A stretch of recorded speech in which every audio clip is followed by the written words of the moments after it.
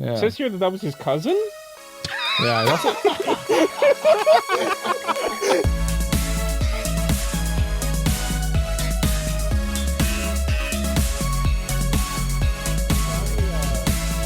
saw an article before I went to bed last night that said someone found evidence that we're in a simulation. Hold on. Hold that thought, Jay. Let me introduce this episode. My crowd of weebs. My name is Cole. His name is Mike. His name is Jay. We like anime, and this is episode 126 of the Anime Protagonist Podcast. And on this week's episode, apparently we're talking about whatever Jay was just talking about. Hey, do go on. We're also reviewing Nana, the manga Nana, and we're also going to figure out which mage we're going to take with us on a mystical journey. But before we get into any of that, Jay, what the hell are you talking about? Okay, so you know, like when you're on Google on your phone and like you get those like recommended articles for like. No, I'm not a Google pleb. I use iPhone. Apple, the superior product. No, but like you don't use Google like the search engine. No, I use Apple Search. It costs me 10 lying. cents per search. You're lying. You're a liar. Well, anyway, regardless of what Mike uses, I got a pop-up article that said like a scientist has found evidence to us being in a simulation. A scientist. Yeah. The scientist. Scientist. Play the Coldplay song. Oh, that's a good song. Or the Twice song. So I don't have the article with me anymore because I read it and I was like, this is a load of baloney. Yeah. Oh, so you didn't print it out and keep it in your briefcase? No. Wow. Oh, wow. Yeah. I sent it to you guys like last night and I was like, wait a minute. Did you? Yeah, I did, and then I deleted it. Oh, you do that often because like I'll like see a notification from Jay and I'll read like the preview. I'll read the whole damn thing and then I'll go to reply to it and Jay's deleted it. I'm like, well, what do I do now? Yeah. I do have a reply to Jay's message, but he has chosen to retract it. He's played us. I mean, like when people talk in real life, it still reached you. If it still reached you, regardless of whether I retracted it or not, you can still respond to it. But that would be weird. Then it looks like I'm talking to nobody. It reached your heart, Mike. Well, just preface it with like, Jay, before you deleted that, I read it. And then we can all feel awkward together. Awkward is essential. Now I just want to also, before we start the review, I was at work today. Go figure, eh? I work Fridays. I don't know about you guys. I don't. But I work. I work Fridays. That's very unfortunate for you. It is very unfortunate. And I was sitting at work and I got a text message from my good friend Mike. He said, I'm going to be at your office in like 10 minutes and I'm going to drop something off. That sounds super cool and mysterious. It does sound super cool and mysterious. And let me tell you, it was mysterious. I don't know about cool yet. I have a box in my hand with lovely wrapping paper. Oh, I don't look know at that sheet of print wrapping paper. I don't know who would buy this or why.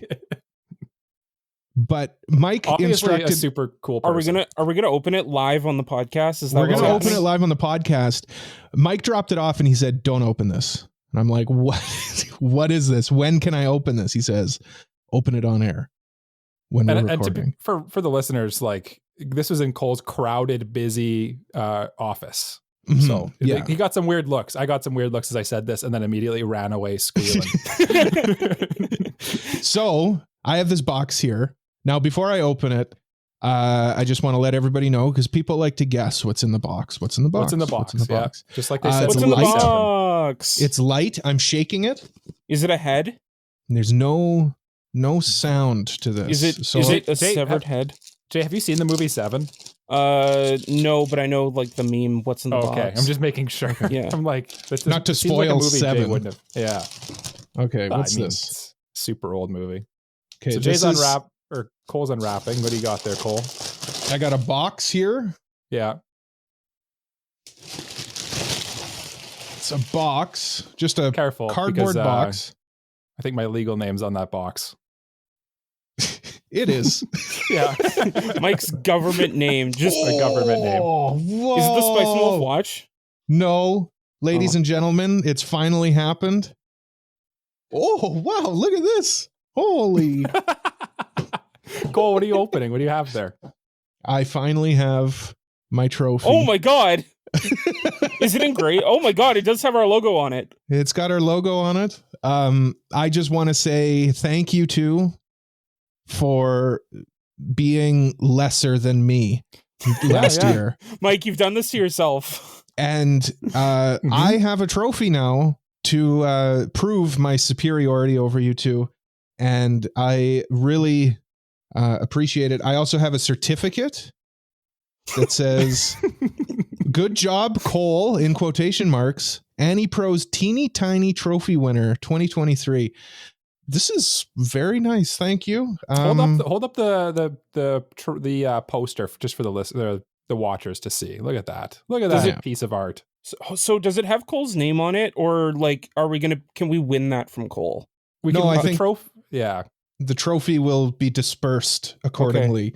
Okay. But you guys have to win it from me. And go figure, today's episode will factor into next year's winner of the teeny tiny trophy. I'm gonna put this out here if Cole's okay with it. If you want to head over to our Discord, we'll get like a more detailed shot of the trophy so you can actually like take a closer look at it.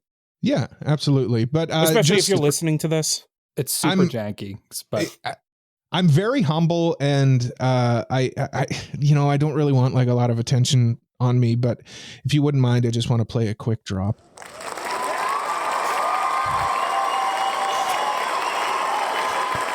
We're just going to sit here for this entire...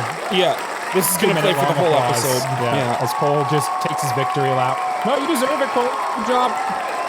You worked so hard and rigging those game scores so you'd win. Totally didn't rig the numbers so you'd win. Definitely not Cole. Yeah. All right, you guys. Okay, seriously, this is ridiculous. We got a manga to review. We do. Yeah. We do. We have a manga to review this week. We're reviewing Nana. We had to read the first 3 volumes of Nana.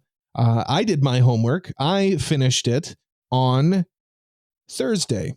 So yesterday as of recording. Jay, when did you finish? When did you finish your assignment? I finished it Thursday. Okay. Michael? Okay. I finished it this morning. Wonderful. Very good. Jay and I, once again, prove our superiority to Mike. And Mike, once again, is procrastinating and just disappointing me. Great shame. You did this. You did this to yourself. So Nana is a manga. But it came out initially in 1999.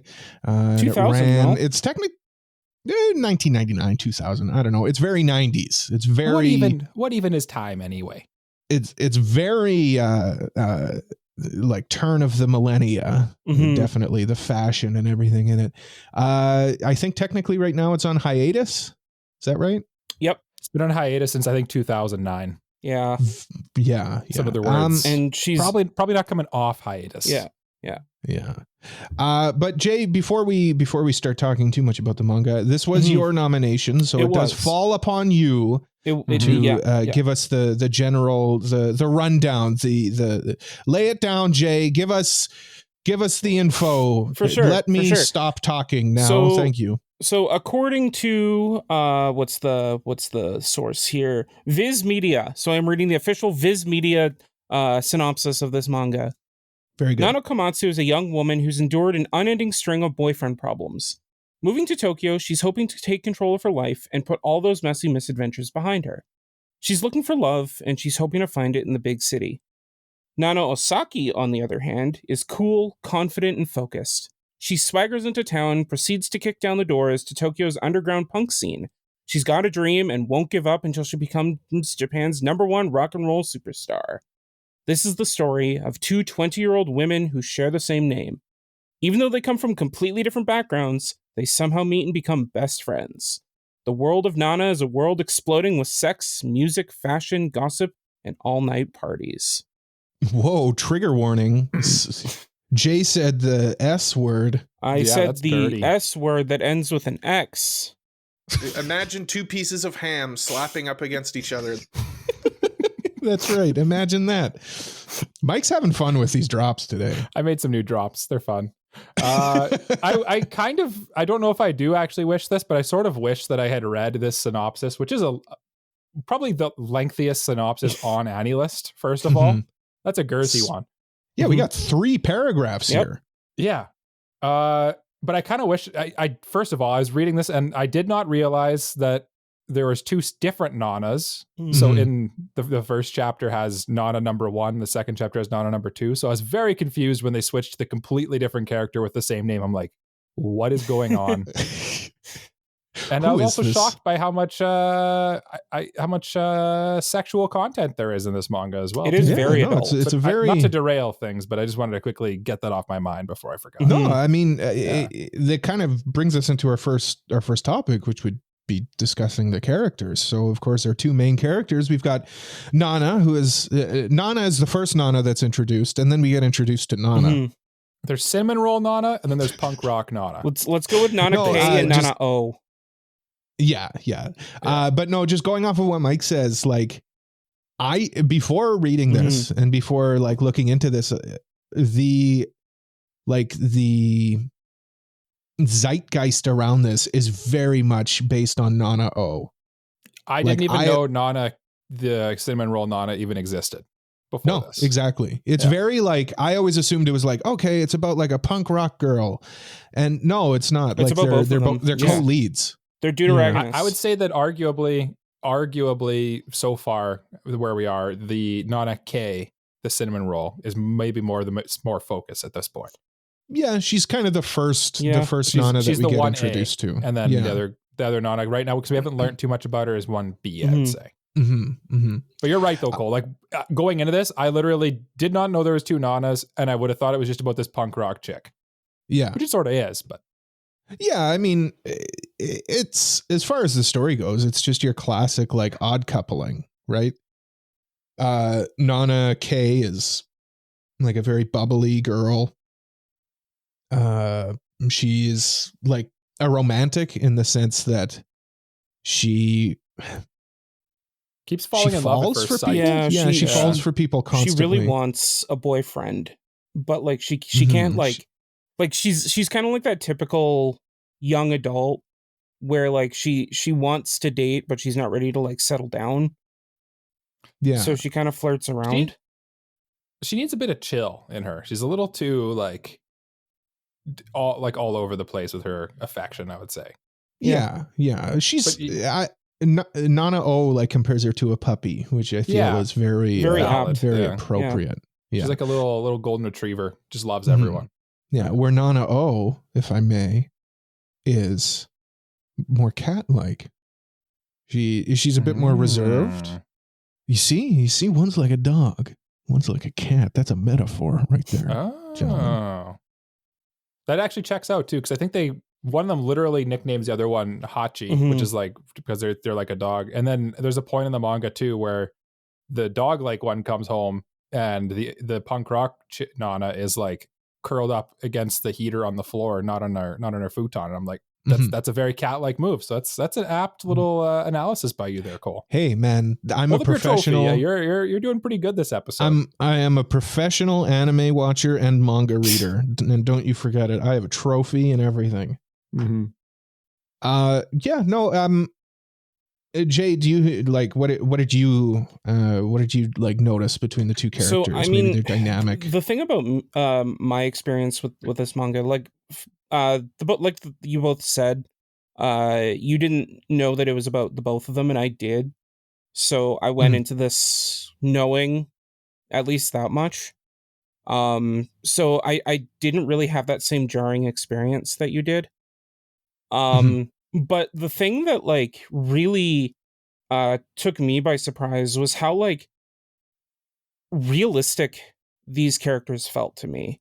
Like absolutely, they felt like real people. I felt like I was experiencing just a person's life and like a moment in a person's life. If someone told me that this was like an autobiography or something, I'd believe them. Yeah. No, absolutely. Like even like all of the characters are very like flawed. Yeah. Like they're all nobody's like a good 100% pure character. Even like the best friend character who's supposed to be like, you know, the stalwart, like always supportive of the main character, is not like that. Well, like sometimes she's like a little mean to Nana. And sometimes she's like, I like, leave me alone. I have my own life to take care of. Right? Yeah. Yeah. Junko. Yeah, Junko is the best friend character. Yeah, and like all of the characters have like depth to them, complexity to them, and yeah, and, like, it was just a very mature. Even in like their faults, you can like find some kind of justification in why they do it, why they'd feel that way. Right. Like it felt very human. I think that like that's the best word to describe it, is they were human. Yeah. Yeah. Just you can understand why people do certain things. Not that you would necessarily agree with them, but yeah, it's very human. Like, yeah, and it felt kind of grounded and down to earth as well. Like one thing that stood out to me too is like both Nanas kind of have like the moment where they're going to do like the storybook Hollywood movie type thing where they move to the city with their boyfriend, you know, and they have this dream thing that's going to work out. And then in like a Hollywood movie, that's how it would play out. But in this, they're like, they have the different reasons why they don't do it. But both of the reasons they kind of had were kind of made a lot of sense and like felt like something that someone would actually do. Like instead of quick, like risking it all, moving to the city with no plan, it's like, no, you know, we should think about this and do it when you're a little more ready, you know, like. And I really liked the prologue chapters for that, which is basically the first volume, like kind of detailing like, oh, I'll follow you here. And then they kind of ask like, well, what are you going to do with it? Like what's your plan? And Nana K is like, oh, yeah, I don't know. I'll figure it out. And it's like, no, you got to come up with a plan. You're not just going to move in with me. So she has to find a job, find a place to live, find like all this stuff, and actually like decide for herself how she's going to live her life rather than just a string of coincidences that just bring them together. Yep. Well, I guess that kind of brings us into the plot. I will say, I would have probably liked reading this more without the first volume. Yeah. I don't know if that's maybe blasphemous, especially about the Nana O side of things. I understand where you're coming from. The Nana K one, I understand, because that feels like it's her setup and you understand why she's moving to Tokyo now. You kind of get that backstory. But I would have liked if Nana O was left more as a mysterious character. A mystery. So like I'm curious if you're thinking that because you're looking at it as more like Nana K is the protagonist and Nana O is the other character. That may be. Which, I mean, that's not a wrong way to look at it. It's just like interesting because I was having a very similar thought of like, would this be better if that wasn't included? And for me, like, I just think it more ties into the drama of their relationship because she doesn't know. And we do, and that dramatic irony kind of makes us like see how she interacts with not knowing and seeing them get to know each other. Yeah. It's kind of the classic thing where it's like you appreciate knowing, but also I might be more on Cole's side. I'm somewhere in the middle. Whereas like I feel like if I would have just picked this up, how probably most people did back in 2000, where they just picked up from volume 1 in Shoujo Beat instead of going back and reading the one shots. I think I might enjoy it more, but I enjoyed it either way. Is I think how I'd say it. I think my ideal way of reading it probably would have been read the first half of the first volume, which is about Nana K and her backstory, and then skip to volume 2 where we get into Tokyo. And then when she reveals what's going on. And then as things are revealed, go back and read Nana O and her chapter in the first volume. Yeah, I can see that. I could kind of like the Star Wars method. Kind of. Yeah. I mean, I'm nitpicking because, and again, spoiler alert. It's really dependent. And I think the fact that you looked at it as more like you thought it was about one Nana rather than two might have had something to play with that.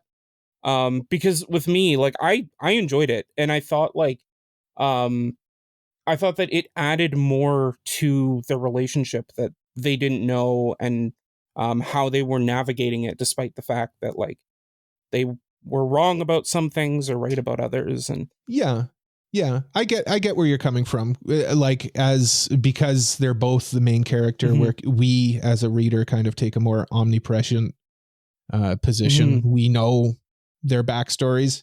Where I'm coming at it from, like, if Nana K was the main character, I would maybe identify with her more Mm-hmm.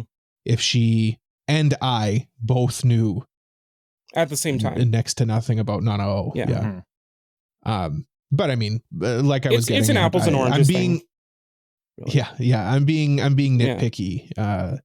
Cause like I was about to say, I like this manga. I will. I will didn't say. pick up on that from how glowing. I we've all will been. say. I think that this story falls heavily on the characters, and if the characters were not as compelling, as deep, and as human as they are, I don't think it would work as well as it does.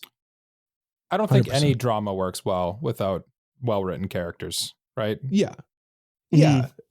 It needs that to succeed. And they definitely are they're all interesting and unique. The only issue I kind of have with some of the characters is that, like, I found the art style, and maybe this gets better as it goes on, but like in the beginning particularly, some of the characters I confused for each other, especially when there was like time skips and stuff, and then all of a sudden they had like different hair, and they all kind of have the same kind of pointy looking face.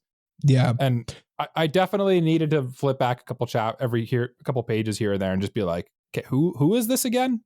Yeah, the two guys in Nana's band, Ren and Nobuo. No. The replacement for Ren. So Shinichi and Nobuo, in black and white on the manga page, look identical. Yeah. Like, I see that. I didn't have a problem, but like I get it. Yeah. But I like we don't have your galaxy brain. Can you just like imagine what it's like to be a normal human? Well, the thing is that, like, I feel like I have more of a problem with the art than just that. Is the thing, like, okay. Go off. I feel like the art is probably one of the weak parts. Yeah, of this like manga, I mean, a lot of the background art is obviously just traced, and like it's not trying to hide that. And edited photos, I noticed. Like just traced candid photos, and just drawing characters on top of that. You'll even see like real life traced like people that were in the photos, and then just like the characters drawn on top. And like, I'm not going to say that it's lazy, because like I don't know the circumstances that were led to this happening. But like, I think that lots of manga do that though. I don't know if it's lazy, but like I can think of like Goodnight Poon Poon does that. All sorts of manga do that. Sure. I think it's just maybe the mangaka was being like focusing on the story. I think that's the case too. And for me, despite the fact that like I didn't really like the art, and I think I'm not alone in that. I think a lot of people kind of criticize the art in this. It felt more like this is like a photographed novel in a way, more than like a comic, if that makes sense. Like the pictures kind of were an aid to the story rather than like an intricate part of it. Okay. You came around on that metaphor. I understand what you're saying now. Yeah. If I could just say, and this will get me crucified and you guys crucified as a result. So be prepared. I hate the fashion in this. I hate really? 90s fashion. I don't like punk fashion. That's true. That's true. I mean, that's just me being purely curmudgeon. I feel like that's a horrible take in this day and age when like the 90s has never been more in. I know. I hate that though. Like I hate that like neo 60s hippie thing that the 90s had. Do you know what I mean? I know what you mean, and I just totally disagree, because I know you like the 80s too, and the 80s are like the worst. 80s. The 80s is the worst fashion. 80s aesthetic is the best. It's funny you say that, because I really liked the drip in this manga. I think that like I'm in the wrong here. I know I am. We can establish I think that. like You did this. You did this to aside yourself. from like the I one did do this to character that myself. I could see being confused. Like I feel like everyone had their own like standout outfit that was pretty identifiable. Like Nana had the like very trendy fashionista kind of vibe. And what was Nana's fashion like? Sorry? What was Nana's fashion like? So Nana had the trendy style. And, what about Nana? Nana had the punk rocker kind of vibe. Mhm.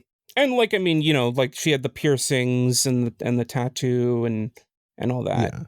Yeah. I like how the tattoo is like a big plot point too, because like I keep forgetting too that like in Japan tattoos at this time were like taboo, like not a thing people do, and it's getting more common now. But like that's over the here, other it's thing. always been a thing. That was the plot point that I read that I was like, oh, I wish I didn't know about her backstory when she says it's a wren flower, and knowing what that means. Like I don't want to spoil it. Yeah. But knowing what that means, I wish I didn't know what that means, and it was revealed to me the same way it was revealed to Nana. For me, because I knew, it was more like heartbreaking. Like she because of how taboo it was, she got this wren flower, and despite all that, and now she's stuck in this situation that and for me it just broke my heart. I do get the intrigue of the mystery aspect of it, but I think the point of that was to service the drama rather than any kind of mystery. I think I've come more around on Jay's take actually. Now the more that we talk about it, I think I do like that we know about it, because it kind of, we know and Nana O knows, and the drama is that Nana K doesn't know. And I think if we didn't know, it would be, yes, it'd be more mysterious, and maybe you'd be thinking about it a bit more. But like, I feel like I wouldn't be as invested, because like, for example, she buys like the poster of the band or whatever, and like everybody except for her knows why that's like a big deal, not a great move. You know, and I feel like you wouldn't really get that at the time. I do like Jay's argument for like the tragedy of it. That plays a factor for sure. I don't know. I'm just thinking, and I think at the same time, like tragedy plays a big factor in this entire manga. At least from how far we've read. We've only read up to chapter 8. Yeah, we've read 3 volumes. We've only read up to chapter 8. Oh, Cole's read further. I definitely haven't read more. The guy has zero self-control. Yeah, I had to stop myself. To be fair, I did too. I had to stop. I did too. I had to pull myself away, but I did stop at chapter 8. Because I was like, no, stop. I can't no more. Yeah, that's what I did too. Because it leaves off at kind of a cliffhanger. So yeah, I got midway through volume 4, the following volume, and then I'm like, hold on, no, if I keep reading, I'm just going to get confused about where chapter volume 3 ends. Yeah, if you taste the tainted fruit and you dig a little deeper than you should, then when you get to this point on the podcast, you're like, damn it, can I talk about that? I don't remember. Yeah. Wait, what? Yeah, no. So I'm gonna just not talk about not talk about when this happens. I think I can pretty much deduce what's going to happen based on where volume 3 left off. But like, I would say the spot that I stopped at would be the logical conclusion end point conclusion to where volume 3 ended. Yeah, because volume 3 sort of leaves, like I said, leaves off on a cliffhanger, and it's not like an insane one. Like it's not like someone's like on the brink of death, but you're kind of like, oh, I wonder how this plays out. So yeah, but what's our next thing that we should talk about, Cole? I don't remember what your list has. The next thing that we talked about, because at this point we've talked about kind of the art style, we've talked about the plot a bit, themes in this, thematic elements. I would say a big theme in this one would be like found family kind of idea, for sure. That youthful, you've just left home and now you're kind of making your own family. I mean, like growing up as well. Yeah, it's definitely a coming of age story for sure. Yeah. Did you notice any other themes? I know you're a very literary person. You touched a bit upon family, and I think like it kind of extends to love in general, because like there's familial love, there's friendly love, there's like romantic love, and the difference between all of them. At the beginning, you kind of get like Nana wanting to be friends with Shu. I think his name's Shu, right? What's his name? I think Which guy are you talking about? The one that she becomes that she starts dating in the first thing. Okay, so Nana K's boyfriend is who you're talking about, right? Yeah. Okay, that's just making sure. Anyway, yeah, him. The one who works at the hamburger joint. Yes. Yeah. Cho, okay. That's it. Okay. Cho. Okay. Glad we cleared that up. So where like how she like kind of juggles that, like I want to be friends with him but also I love him, and how do I deal with that? Like there's just so many maybe it's more of a motif, but like just that like love aspect of it. I think that's an apt take, Jake, because I think everybody in this all kind of have someone that they love, and they have different types of love for different people. Like you got Nana O and her boy toy Ren there, where she like loves the idea of him, I think, and like maybe because like it's just a completely different love from what Nana O has a completely different love for Ren than Nana K has for her boyfriend. And I would almost argue that like it's there, yeah, like you said, there's friendship love in this as well, like, and then there's love that's unrequited, and it's definitely a huge theme in it. It also seems to be like it's a big theme too, seems to be that it's important to kind of make your own way in the world, and that your experiences kind of mold you as a person. And like by just like there's a couple times when the characters are mulling over if they're going to go to Tokyo and just kind of like become a housewife, more or less. Yeah. And then they kind of both come to the realization that no, they need to make their own way. They need to like live truly for themselves, because they can't really love fully unless they love themselves too. And that's kind of a I'm trying to kind of getting lost in the sauce a little bit here. No, I got it. Yeah. It's just growing up in general. I would also add just like the idea of like meeting different people with different viewpoints is also good for each of them. Like Nana K, you can tell like she's learning a lot about, again, love in the way that like Nana O treats her. Like Nana O is just going around kissing everybody. She's going around. She's pressing lips. Yeah, especially when she's drinking.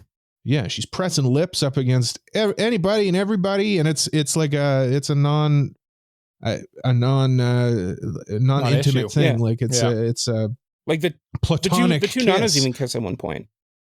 Yeah, and for her, I think it's for Nana K. It's like, oh, okay, like there are people like this out there as well. It's not. She's becoming more worldly in that sense, and it's a nice thing. She's coming out of her shell that she didn't even know that she had. Do you know what I mean?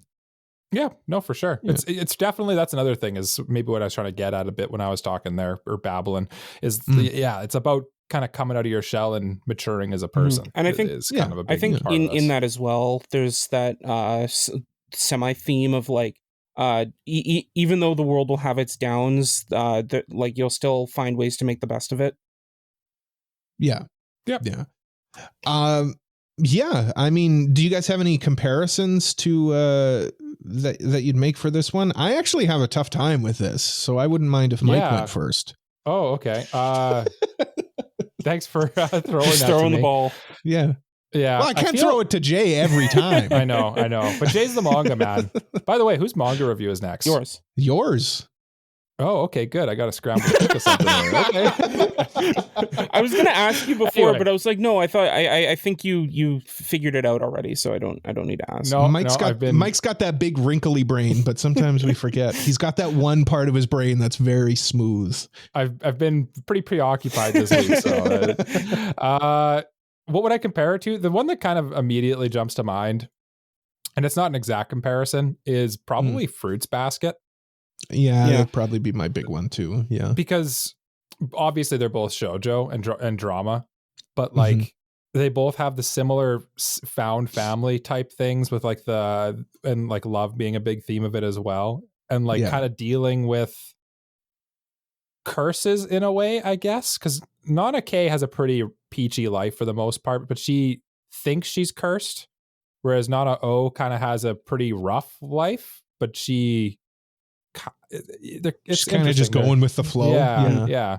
And I think Fruits Basket would be the big one. I will look on AniList though and see the one that there's a lot of the one that that came to mind for me was Beck.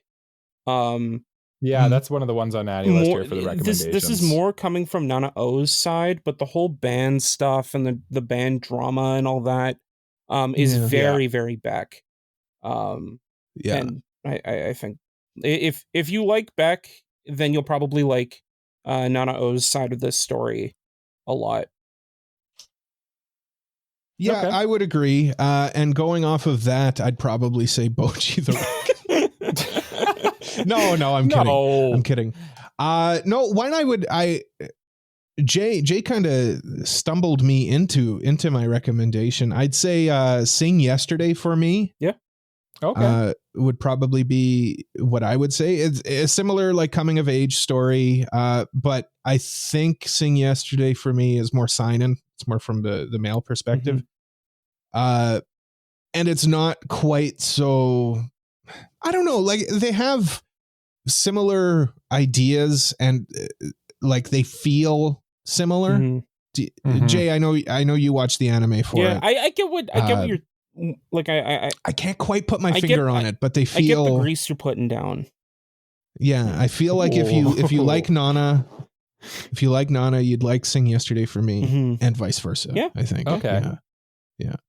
That's probably what I'd say. I'd also say Goodnight Pun Pun as well. Yeah, it's Goodnight Pun Pun is like turned up to 11 in terms of like the tragedy aspect of it, but that's probably what I'd say. Do you guys got any other ones, or do we want to just give our ending thoughts, rate it? Yeah, I don't know if I have like it's a pretty unique manga, and I also kind of I enjoy shoujo, but it's just not a genre I dive into that often.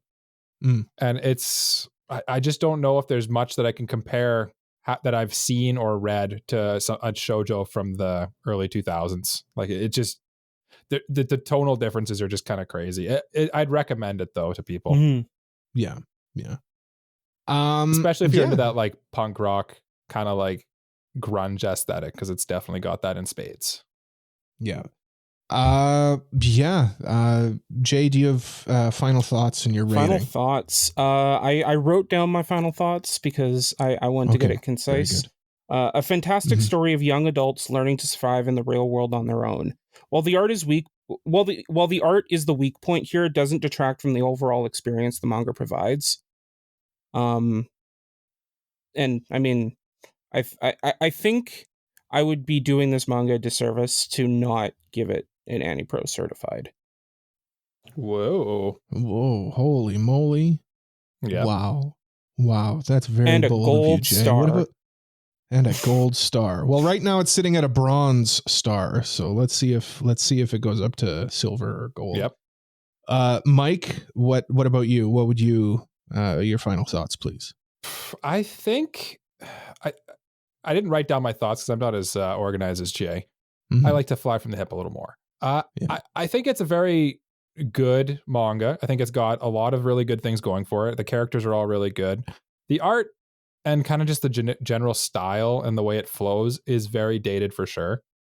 But I think that once you get through the rough bits, like for example, the opening one-shots are clearly not designed to be read on a phone screen like modern manga are. Because I had to literally zoom in to read some of the panels because it was. I have a big phone. I have a Samsung S21 Ultra. Yeah, he does. It's huge. It's a big phone, and I had a hard time actually like reading it because it was quite small. But despite the dated nature of a lot of this, and also their cool little flip phones, that's cool to see. It's a neat little throwback there. I think that there's a lot to like here. I intend to either continue reading it, and probably also check out the anime at some point here. Although I've heard the anime kind of skips a lot of the manga. So I'm curious to see where that goes. I might read it, then watch it, because I think it'd be a good one to watch with Shazena as well. What I'm kind of delaying getting to is my rating, because I don't know whether I go certified or if I go tickles my jimmies. I was trying to remember what the second the 4 is. Yeah. And I think 3 volumes into this manga, I think I'm gonna have to give it a tickles my jimmies, because I think I really like it, but I don't know if it's not changing the game for me right now. I need to get more into it, and to get more into it, I think is what I would say. Yeah. You gotta get more into it to get more into it. I understand what you're saying. Yeah. I do actually understand what you're saying. Yeah.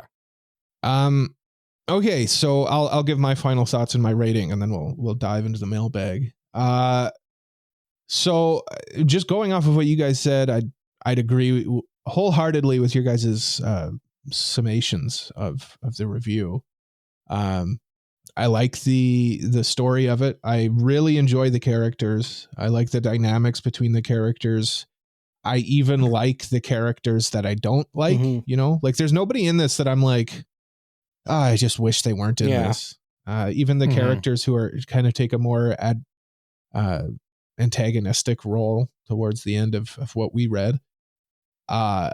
Even them, I'm like, no, I appreciate their inclusion in the story. The art, like we said, probably the weak point in it. Not a big fan of this fashion, but that's clearly just me. Well, that's a taste thing too, right? It's valid to not have something be your style. Yeah. And I mean, like, again, just strictly based off of what I say, I would probably prefer not having both of the characters' backstories up to it, but there's arguments for it, and Jay's made them succinctly, and I appreciate that. That all being said, I'm kind of with Mike on this. I don't know if I'd say it's AniPro certified or if it tickles my jimmy. It definitely tickles my jimmies. Obviously, I continued reading it, and I'm very curious about checking out the manga or the anime. I'm sorry. And for what it is, you know what? For what it is, it's a shoujo classic. It's very good. I couldn't stop reading it. I had to force myself to stop reading it. So I'm going to bump it up to a silver medal, and I'm going to give it an AniPro certified from me as well. Okay. So are we Nana K or Nana O guy? Jay? It's an important question here. So while I was reading this, I kind of was thinking about which one I would be more. And I think like, because I'm more reserved, I'd probably be more Nana O, but I think I liked Nana K more. Okay. I was going to say, who do you like more? Way to go on the fence. Okay. So who do you like more? You got to pick one. They're both good. Is the problem. Like, I like them both. We know, Jay. We know they're both good. Both good. You're killing one and you're keeping the other. Who are you taking? Yeah. I'll probably I'd probably lean toward Nana K. Okay, which, by the way, Nana O was in Golden Time. I don't know if she appears in like a brief cameo. Oh, I think they go and see their band, don't they? Yeah. Oh, cool. Yes, I do remember that. Okay, yeah. Okay, Mike. I'm definitely Nana O, the punk rock chick, because she's so iconic, man. Like, she is very iconic. She's so iconic and cool, and she has such a dark past, and you just want to give her a hug. She probably wouldn't want the hug. I don't know. She might like the hug. Depends. She's not like not huggy. I appreciate very affectionate. I appreciate that too about her. Now that you say that, I like that she comes off very. I feel like a weaker manga would have had her be a lot colder and meaner. Yeah, and more like aloof kind of, which she sort of is. But she's more believable. She's a more human aloof. Like, she's not like, she's aloof about her personality, like her past, but she's very like affectionate and upfront with her friends and the people around yeah, her. like she's like sometimes she'll just be like, I want to be alone or something, but like she'll let Nana K sleep with her, like in the same bed. Ara. Right. And yeah, like she's very. I feel like she fits the stereotype I have in my mind of like every like goth or punk person I've ever met, where they look kind of scary up front, Mhm. but then you talk to them and they're just like the sweetest people, and it's like, yeah. it just fits. So yeah, Cole, what are you doing? Well, you know me, I have a type. Step on me, Short mommy, short hair. Mm-hmm. That being said, I'm going Nana K. I don't know. I just like the Genki girl as well. Yeah, So I thought you were going to go with the Genki girl type. The step on my mommy thing is a trope. I feel it's a yeah. The real I like heart. Nana. To play up to what Jay was saying, they're both great. Mhm. It's tough picking one because I like both They're of both them. good. But yeah, Nana K is probably more a girl more after my heart. I've just received news. Mike has picked a manga. Mike, do you want to give us some hints and then we'll go into the mailbag and then you can reveal it? Okay. This manga is still releasing. Came out in 2021. You can read it in Shonen Jump. It's a very popular manga. It is a romance manga continuing the romance that features, and is going to give it away to anyone I who think I is already know what named it is. Jay Garrity. I think I already know. Jay always said, Jay, you literally say that to every time we do this. It's a romance manga that features sports. Yeah. And I'm sure you can figure it out. There's an anime coming out for it soon. So okay. Well, it's timely. Yeah. I know what it is as well. We'll say what it is after the mailbag before the break in about 10 minutes. Jay, I'm going to press the mailbag button now. You are? I am. Okay. Now I know I can talk during it. Time for the mailbag.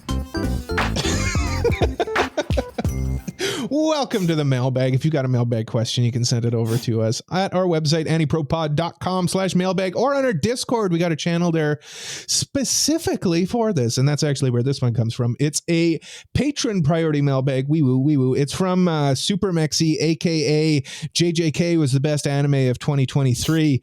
If you could eat one food for the rest of your life, what would it be? Just a classic question. I figured this would be a nice light one to after this review. I like this episode is very anime and like manga. It's otaku heavy, so I like that we get a little bit of non. Yeah, just a classic question. I got a quick answer for you too. Do you? Oh, perfect. Yeah. I was about to throw it over to you. I know. I'm getting thrown to like left, right, and center this episode. Why did you make me do this? And I'm debating between pasta or pizza. I love me some pasta. They're both very versatile. I know. I think if you're going pasta, you have to pick a pasta though. Like the noodle type or the sauce type? Yeah, at least the noodle type. Oh, okay. Then I'm going pizza. If I got to pick one, because the beauty of pasta is you can just have the same sauce with a different noodle, or you can have the same noodle with a different sauce, and then you've basically got a whole new dish. Pizza is kind of the same thing, but you just get different toppings. I'll go pizza because I think I could eat pizza literally every day and just get different pizzas. You put on a lot of weight though doing that. As someone who worked at a pizza joint as a young college student, got free pizzas. You do put on a lot of weight, but you can eat a lot of pizza in a week. Your Nana age. Yep, that's right. What about you guys? What are you eating every single day of the week?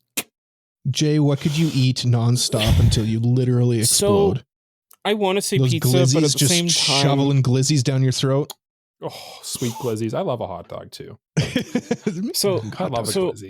I want to pick something that both has the balance of you can have a large variety of that thing, but also like you're not filling yourself up like a balloon. Why do I feel like Jay's going to drop some wild take right away? I just can feel it in the air. I'm going to say a salad.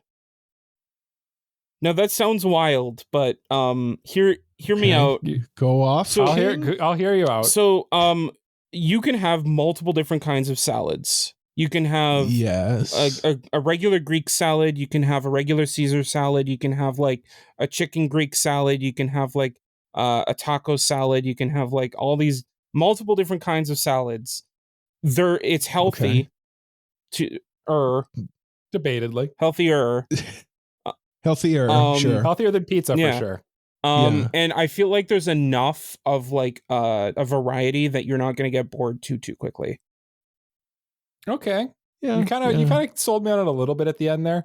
I'm a hot food guy. And salads have one criminal offense to me, and that's that they're always cold for the most part. And that is true. Yeah, that is true. That is something I've noticed as well. I mean, if you put hot chicken on it, then there's a hot aspect. Then you wind up with cold chicken and soggy lettuce. Yeah, that's good. I like a chicken Caesar salad. I had that yesterday, though. I do love a chicken. Caesar salad's the best salad. That's good. Yeah. I don't know. Taco salad's pretty good. Yeah, but taco salad's like, taco salad's riding the line of what you can call a salad. It has salad in the name. It does. It also has Doritos. That is true. Jay is everyone's favorite kind of right. Technically right. The worst kind. Also, another good salad that came up to mind too is a cheeseburger or Big Mac salad. Try it. It's actually good. It's actually really good. Yeah. It's great. Yeah. Mike, give us the recipe for it. Ground beef, pickles, mayo, ketchup, relish, mustard, a little bit of Worcestershire sauce. Yeah, Thousand Island dressing. And basically everything you'd put in a Big Mac and just throw it in a salad. Minus the bun. Throw some croutons in there. It's quality. Cheese? Yeah. Cheese? Oh, yeah, the cheese. Good. Don't forget the cheese. Yeah. You're eating good tonight. For me, I was joking at Jay, but then I realized I goddamn love a hot dog. Unironically, man, a hot dog I know. Hits. Like I love a hot dog too. I said it. I was joking. I'm like, Jay's shoveling glizzies down his throat, and then I'm like, hold on a second. When I have hot dogs, I eat like 5 hot dogs, and I want more. It's all the mayo. It's all the mayo. Oh no, Cole. You did this. You did this to yourself. You know what, though? Put some mayo on your hot dog, everybody. Hold on, what kind of mayo do you want? That's what you all got to do. Do you want Hellman's or Kraft mayo? Oh, I don't know. Probably Hellman's. I'd probably go with. I don't like Miracle Whip. Miracle Whip is nasty. Yeah. And I mean, you could go Kewpie mayo, but honestly, on a hot dog, I think I want American mayonnaise, not Kewpie. I think Kewpie mayo is a little too much on a hot dog. Yeah, it's a little too is that strong. The Japanese Kewpie mayo's good. Mayo? Yeah, made with like just they use more egg yolk in it. Yeah. Quality stuff. Also, Kewpie mayo is way more expensive than regular mayo too, and I don't know if I'm using it on a hot dog. You know. Is it way more expensive? I don't think it's that much more expensive. I can get like the big tub of mayo, like the liter of mayo for the price of the little bottle of Kewpie mayo. Yeah, no, you're right. I forget how cheap mayonnaise is. Yeah, mayonnaise is dirt cheap. Mayonnaise is the ultimate condiment. What pisses me off too is whenever you bring up that you like hot dogs, you know what inevitably someone says? Mayo? What? No. How can you eat that? Don't you know what goes in that? There's buttholes and stuff in there. Shut up. I know what's in there. I don't care. You know what? My body is not a temple. You know what? I do know what's in a hot dog, and I'm being environmentally friendly because I'm eating all this stuff that would normally get thrown away. Right? So sure. here's I'm eating all this stuff. Listen, there's lots of meat and stuff that we don't eat unless it's wrapped in some kind of casing. Thank you, Jay. Unless it's wrapped in some like a meat condom. Like pig intestine. When we put it in that meat condom, all of a sudden it's delicious, and I'm here for it. Give me that meat condom Cole, full you of sound meat like a crazy man. that would normally be. Cole, I'm clipping that for another drop. Give me that meat condom. Give me that meat condom full of meat. So no, you're right though. It is kind of environmentally friendly. They're using up like the bits and bobs of the stuff you're not going to buy off the shelves. Here's my thing about the people that say like, do you know what's in that? Why do you care what I put in my body? Right? Like, what? Even if I didn't know, you know? Yeah. I'm eating it. Why do you want to ruin my fun? Well, I feel like they're trying to like save you. But you know? like if no, I appreciate the effort, but let me eat my hot dog. Okay. Wow, and I mean, like, I'm eating a hot dog. Do you think I care about my health? Right? Like, I mean, fair. Yeah. If I was concerned what's in the hot dog, I wouldn't be eating the hot dog. And I would probably be eating something else. I don't know. I'd be eating a salad. It reminds me, have you guys ever seen that video of, what was the chef's name? Jamie Oliver? That is a chef's name. Sure. Okay, chef? I just want to make sure that I got the name right. Where he makes chicken nuggets the way McDonald's does. So he like purees the chicken. Yeah. And he does it all in front of all of these kids, and the kids are all like, ew, that's so gross. And then he batters them and deep fries them. And he's like, now who wants to eat these? And every single kid puts their hand up to eat these chicken nuggets. Yeah. Which they watched get prepared, but you cannot. It doesn't matter. They taste good. Because they taste good. It's the end result. And I just love it because Jamie Oliver is one of those guys where I think everybody loves to hate. Yeah, he's quite punchable is maybe the word. He's pretentious. He's a little pretentious, and he's a little bit. He's pretentious, but he really shouldn't be. Is maybe what I put it. It reminds me of a recent Rick and Morty episode where Rick makes like delicious spaghetti. And you find out later on the episode that he's like harvesting people's innards to make this spaghetti, but people don't care because it's so good. And the only way to stop people from eating it is to show the person's entire life, or like this one guy's entire life and his entire story from beginning to end, to get people to realize like this is a person. Yeah, I'm still eating it. I wish I understood that joke. My IQ just isn't high enough. Rick and Morty, man. Okay, just on a little tangent here. Rick and Morty season 7 is so good. I know that there was like a whole controversy surrounding it, but like the show ever since then has been just top notch. I can't recommend it enough. Yeah. No, I've got to try it again. See what's going on. I think we're officially out of the mailbag. We're drying off. Good mailbag question, Max. You got us to yell. You got called to yell multiple times and on that stutter. Yeah, I always stutter. Why don't we head to the break and I'll reveal the review right after the break. Oh, okay. I was gonna say you could reveal it now. I think a lot of people know what it is, but you know what? You're right. This is called audience retention. Yeah. Stick around. Listen to Cole's nice little song. What if we revealed it like as we're during the break? Oh, that'd be I'd be scared. I don't like doing that. I don't want to trick. No, I think this break is one of our scheduled breaks that we have to include something on. So stick around for that as well. So let's go to an break.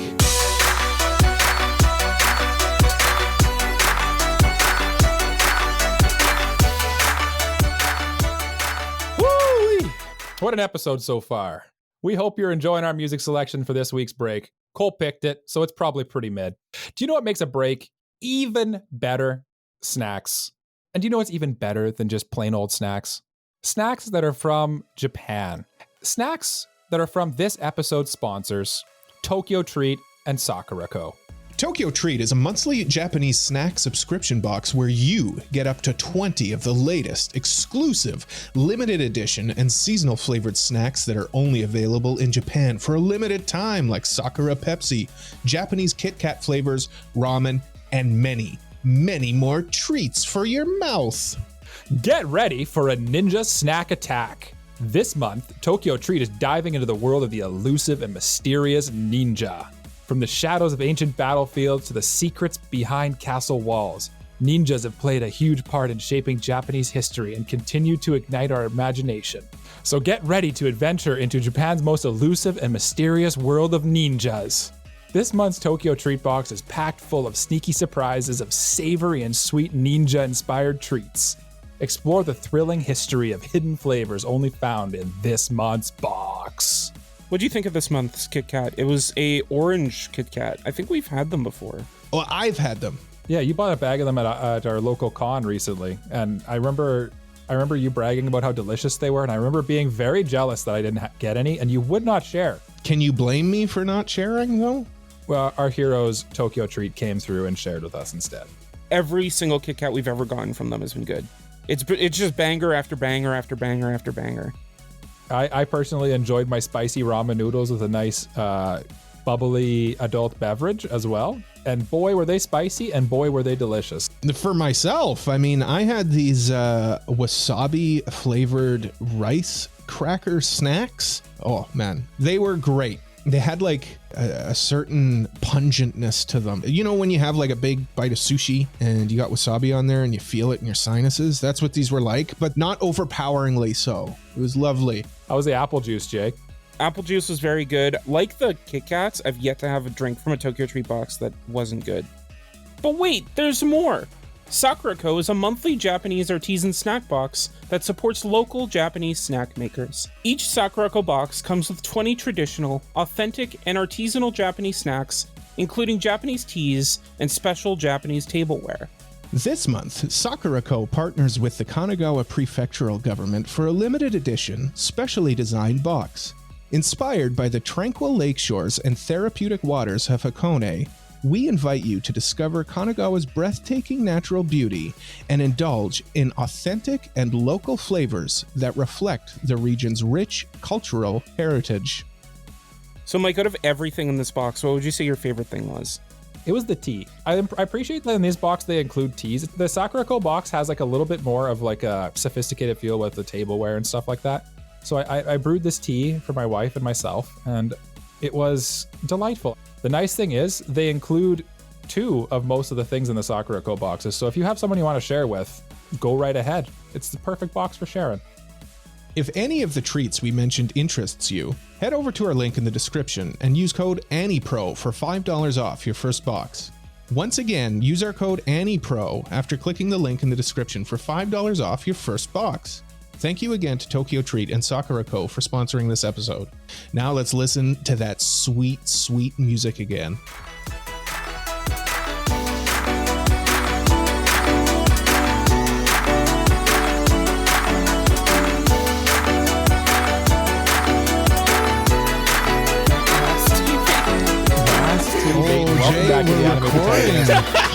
Welcome back to the AniPro podcast, where we are tea-baiting in Jay's anime Discord. You did this to yourself.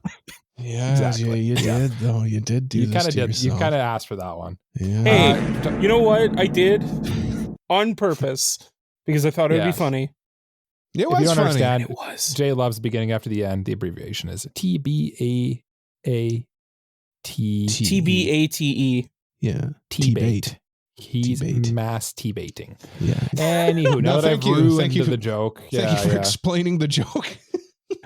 What are we doing? What are we doing here, Mike? What are we doing this week? Oh, okay. I was supposed to reveal the review at the end of the first half there. Yeah. Okay. And I beg the listeners to just like stick with me, because Hold you know on. what, that first half we went on a nice little rant about hot dogs there, and I was like, you know what, we need to cool off before I reveal this. I appreciate that. I think I'm relaxed Yeah, now. Yeah. So before we reveal what it is, how many volumes are we going to be reading?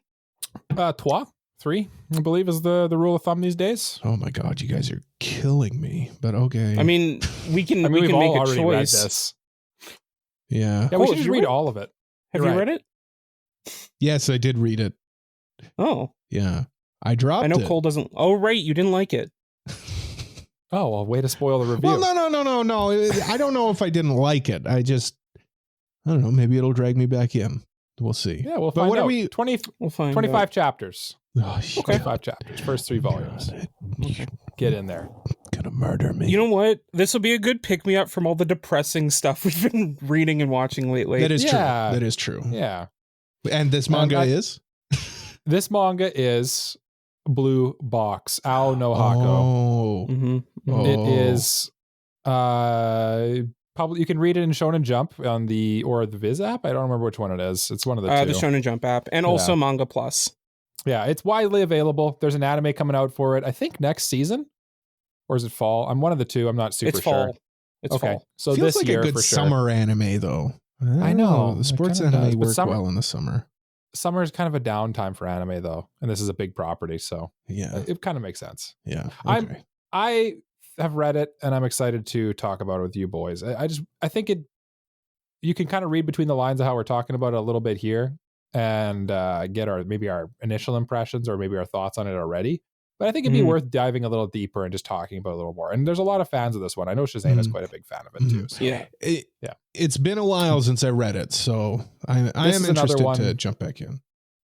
This is another one too where Best Girl will be an interesting discussion. Yeah, it's got the classic love triangle thing going on. So. Yeah. Anywho, now that you know what we're reading and what you need to read next, dear listener, let me tell you what we're doing this week. Well, actually, first I'll open up my long text document that I sent to you guys at 2 a.m. describing what we do today. Okay, here's the ramblings of a madman. Okay.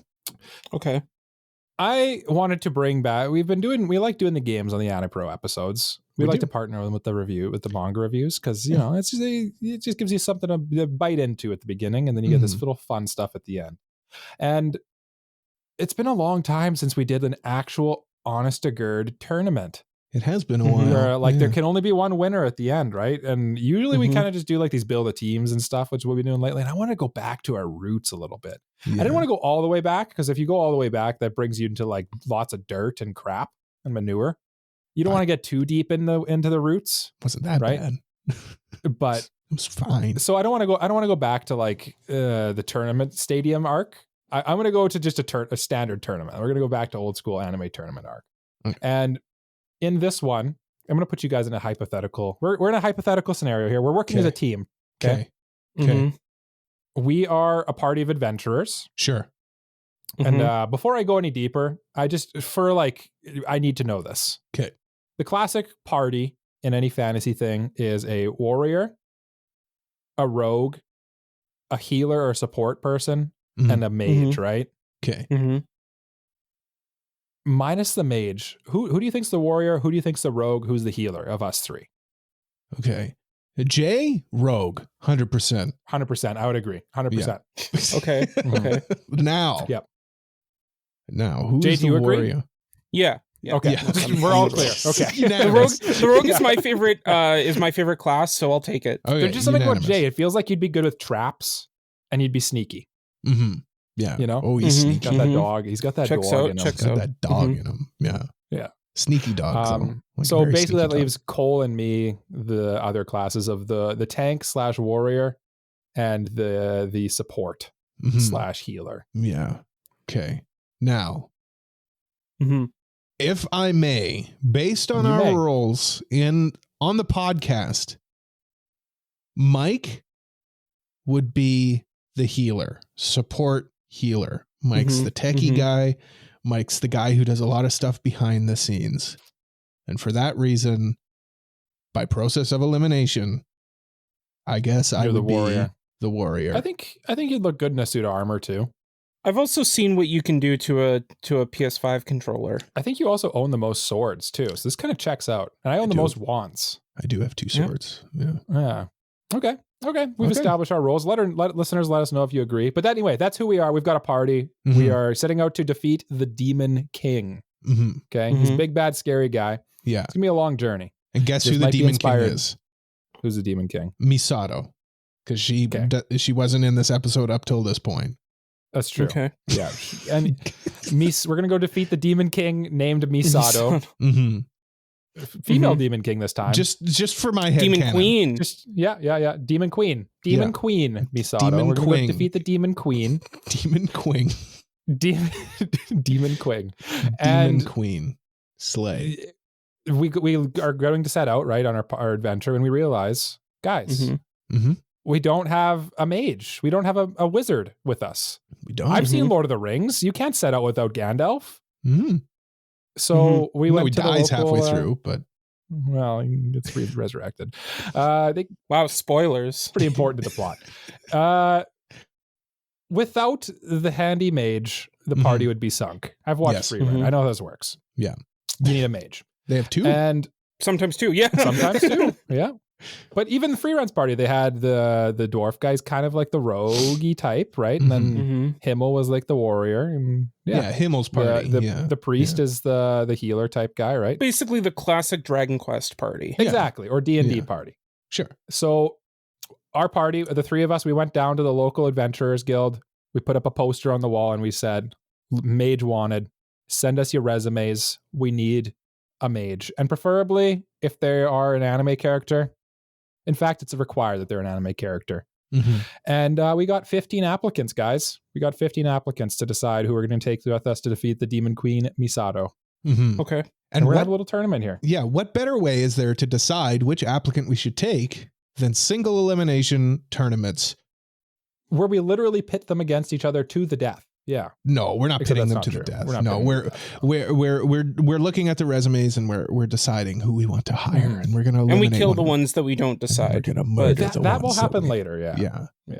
In secret. Our rogue will get them. Oh, I wasn't supposed to reveal that. I'm sorry. Oh, sorry. I'll bleep it He'd out. be happy to get them. I know you would, Jay. I know you're ready to get them. All right. Do we want to list the characters? Yeah, I think that's probably a good idea. Okay. So I'll quickly shuffle through the papers here, and all right, we've got Beatrice. These are my 5. Okay. Beatrice from ReZero, Okay. also known as Betty, Mhm. or Biko, I think in the sub. Aqua from Konosuba, the water Okay. goddess. Yeah. Free Ren, the titular character from Free Ren, Beyond Journey's End. Mm-hmm. A little bit deeper of a cut here. Diana Cavendish from Little Witch Academia. She's the blonde witch Mhm. who's Akko's classmate Yeah. and self-imposed rival, basically. Then I got another blonde mage known as Marcelle Donato from Delicious in Dungeon. Very good. Okay. Okay. And then Okay. Jay, whomst do you have? So, from my ever so prestigious list, We've all picked 5 resumes out of the pile. Yeah. And these are the Yeah. ones. Yeah. Rudeus Greyrat from Mushoku Tensei, Okay, good. Mhm. Roy Mustang from Full Metal Alchemist, Mm. Priestess from Goblin Slayer, Okay. Mash Bernadette from Mashle, I've never heard his full name. and legal name. Megumin from Konosuba. Very good. Mm. Now I grabbed five resumes at random. Some of them aren't even mages, or wizards, or anything like that. But some of them are. So Okay, that's interesting. Mhm. yeah, There's one on your list that actually I think is a very interesting pick. I'm here for it. I think I know which one you're talking about. It because Yeah. it's the one that just completely like one of these things does not belong. But I try. I'll explain. Whatever. I Okay. get it. I get it. We'll get So to we've that. got Yeah. Rin Tosaka from the Fate series. Best girl. Edward Elric from Full Metal Alchemist. Mhm. Ainzul Gon from the show Overlord. Overlord. Overlord. Elias Ainsworth from Ancient Magus Bride. thank you. Mhm. And Mob from Mob Psycho. Yeah. That was the one I was talking about. Yeah. And we'll talk about him later. Mhm. I think it's a very interesting pick, and I like it. Yeah. But we've picked some interesting resumes here, and we must decide which one of them we will take with us on our long and lengthy journey above mountains and below swamps and mountains. Above mountains Mhm. and below mountains. Yes, and above and below swamps as well. Yes. Oh, And forests and Trees. rivers, And Trees. also lakes. lakes, and roads. Long road Mhm. ahead of us with many Mhm. laughs and nightmares to be had. Yeah. I will now begin. If everyone understands what we're doing here, I'll begin pulling names, and we'll just kind of see where this takes us. Sure. Mhm. I love We'll it. see which mage takes us to the end here. Let's do it. Oh, I forgot to turn off the music. I don't know if you guys can hear it. It's very Yes. Oh, yeah. Okay. Well, while I turn off the music, Cole, may you introduce us to this is actually very fitting. May you introduce us to our first candidate, Mob from Mob Psycho. I would love to. First, allow me to just defend myself when I picked this one. I knew that people like Rudeus and Megumin and Free Ren would end up in this competition. So I was like, okay, well, I want to like pick somebody who's not a mage, but I could see being a mage. I can see Okay. Mob strolling up in like a brown cloak and like a staff. Like he looks like he could be a mage, right? See, I feel I actually almost put Mob, like right before you sent in your list, I actually was sitting here thinking, I'm like, oh, Mob would be like actually a cool mage because he's basically got telekinesis, like that's his magic power. If he just held a staff, he would be a mage, right? Yeah, exactly. That's why I think it's kind of a good pick. He's just like a IRL mage, like a less fantasy world. Yeah, so I'm going to only say the good things about Mob because we are reading his resume, of course. Yeah. He's you got to sell yourself. He's sold himself. So Mob, he's a very powerful telekinetic person. He's got telekinesis. He's quiet. He's not going to cause any trouble for the group, so that's a plus. Yeah, I think we're starting off with a pretty strong candidate. I think honestly, yeah. I think this candidate, he also has it says here effective against spiritual entities. So yeah, I mean, hey, if we need to fight any ghosts or anything. Yeah, no, let's check out our next contender before we start poking holes in our characters.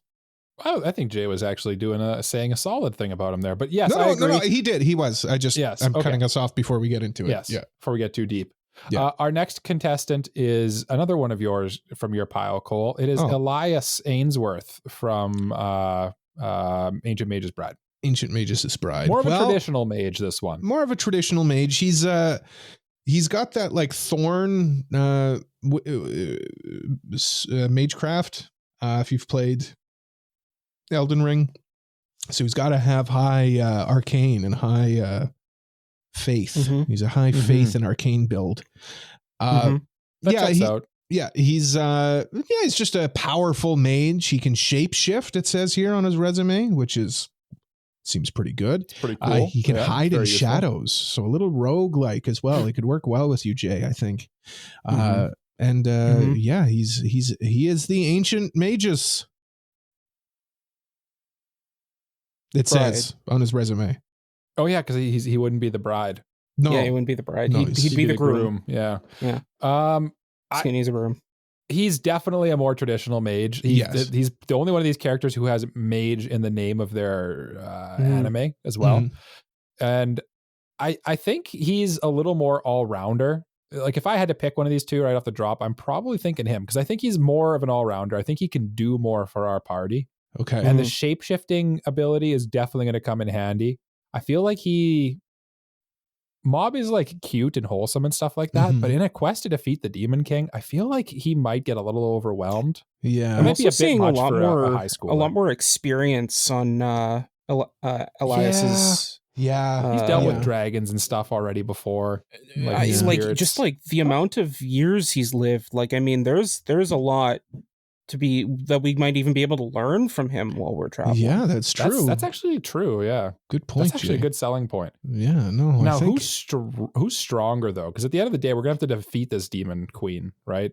Well, I think that's true. I think like in terms of raw strength, not much can go up against Mob. I think in terms of just pure power, it'd be tough. But he can't unleash it all the time though, right? Yeah, it's kind of reckless power, which I would be a little bit concerned about, I think, in terms of the two nominees that I'm putting forward here. Mob's very strong, but we'd have to run away kind of thing. And at the same time, the thing I'd want to ask Mob, just going off of like his application here, I'm not looking into anything we don't see on the resume. How does that power activate? How does that power get stronger? How does that work? Yeah, it's a little nebulous about how it works a little bit. Yeah. Nebulous? I don't know. Nebulous? I didn't expect to get called out on that one. Oh no. You did this. You did this to yourself. Yeah, and at the same time, I'm seeing that he's like a middle school student. I don't know how I'd feel about bringing a kid to fight the Demon Lord. I wasn't sure. Is Mob middle school or is he high school? I actually don't know. I don't know, but hey, either way, he's a kid compared to a 1,000-year-old spirit. But we live in a fantasy land. Like I don't mean like a land of fantasy, medieval type fantasy. Children aren't real in our line of work. You're a child. Yeah. You're a child up till, I don't know, 11, and now you're an adult. So I mean, in the sense of the world that we live within, what is middle school? That's fair. Mm-hmm. That's Good valid. question. Good question. Yeah. Good question. I don't know what middle school is. Yeah, I don't know either. Yeah, that just popped into my brain. Then I was like, wait, what am I talking about? Yeah, no, it sounds like we've kind of narrowed it down a little bit here. I'll just say I'm probably going to choose the very, very old, very, very powerful ancient Magus. Yeah, Because I feel like he's just a better fit for this adventure that we're on. And I feel like his knowledge of all things fantastical will definitely be an asset to us as well. And he seems like he has some good hookups with like fairies and stuff like that and other creatures that we might encounter. So I'm going to put my hat in Elias's ring. Okay. Put my coin down on his resume. Okay. Jay? Yeah, I'm kind of with Mike here. I think that like I do like Mob, and I think that he has a lot of good qualifying aspects to him. His power is very interesting, and I would like to see how that would work in a combat setting. But I think that in terms of experience, I feel like Elias's overall experience with fantastical adventures and misadventures would probably come in more handy.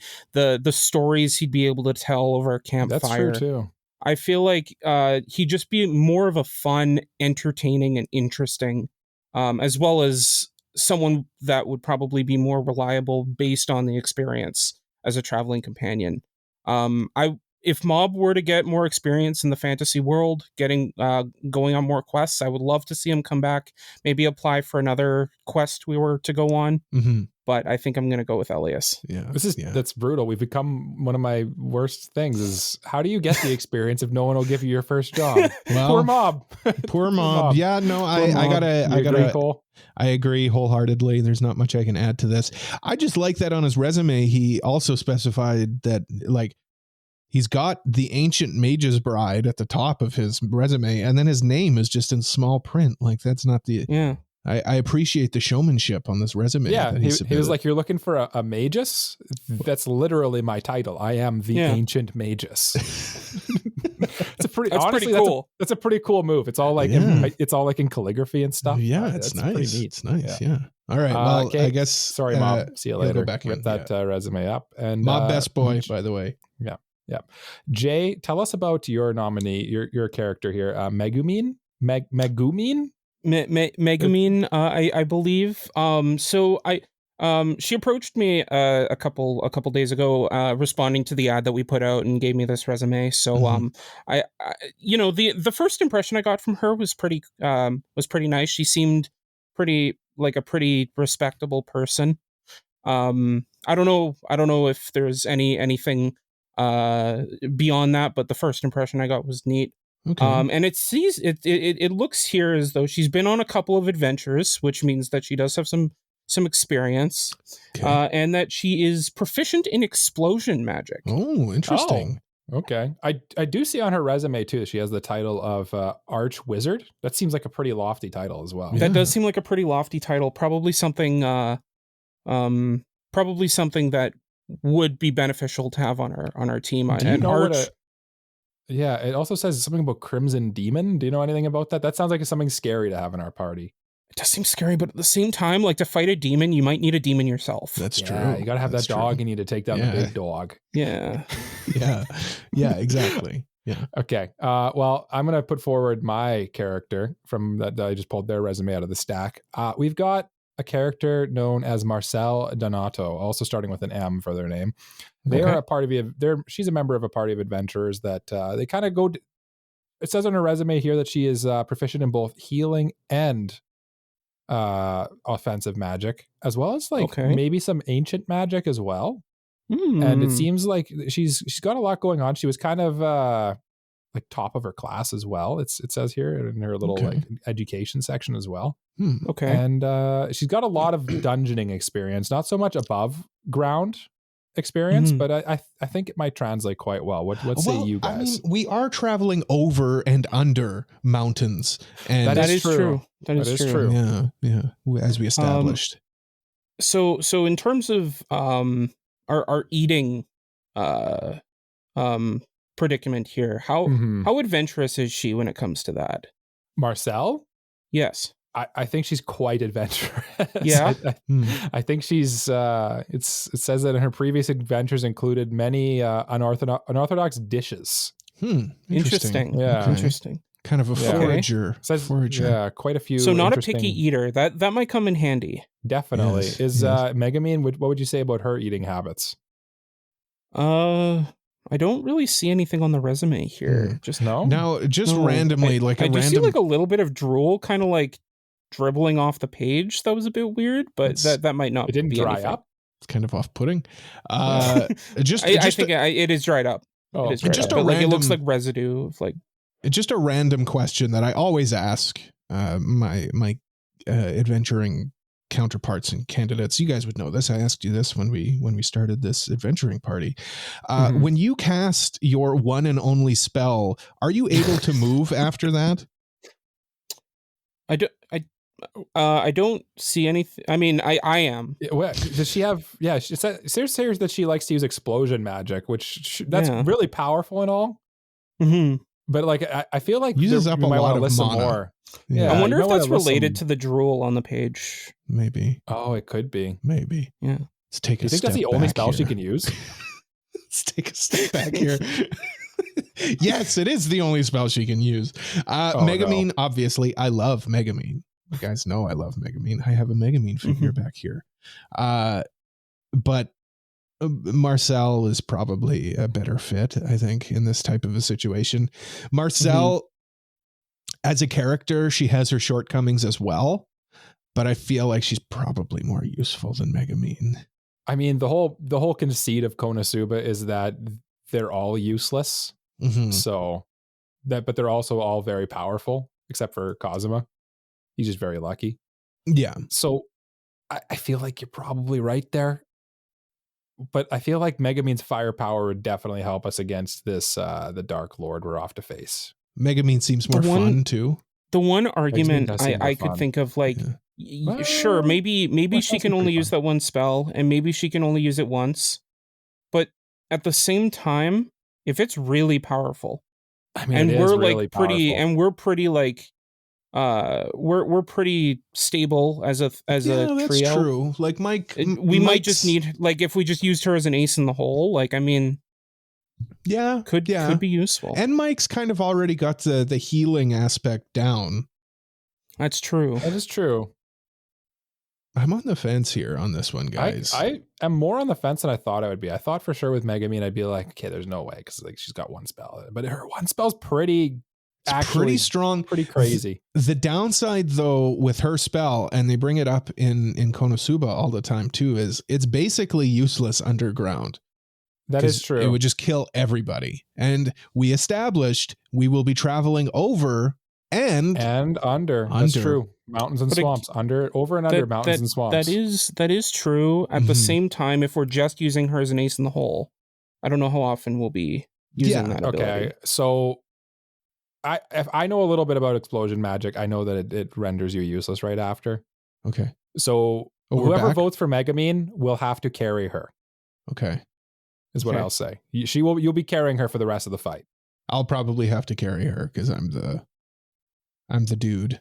He's the tank. You are the tank. Yeah, but you're gonna be in combat you're gonna be tanking. You're gonna be fighting, right? You're the front line guy. I would assume it'd be carrying her between fights. Maybe we can just throw her in we can literally just like toss her to the side while we're fighting. Yeah. Well, then I'm voting Megumin. Yeah. Okay, well, I'm voting Marcille for this one.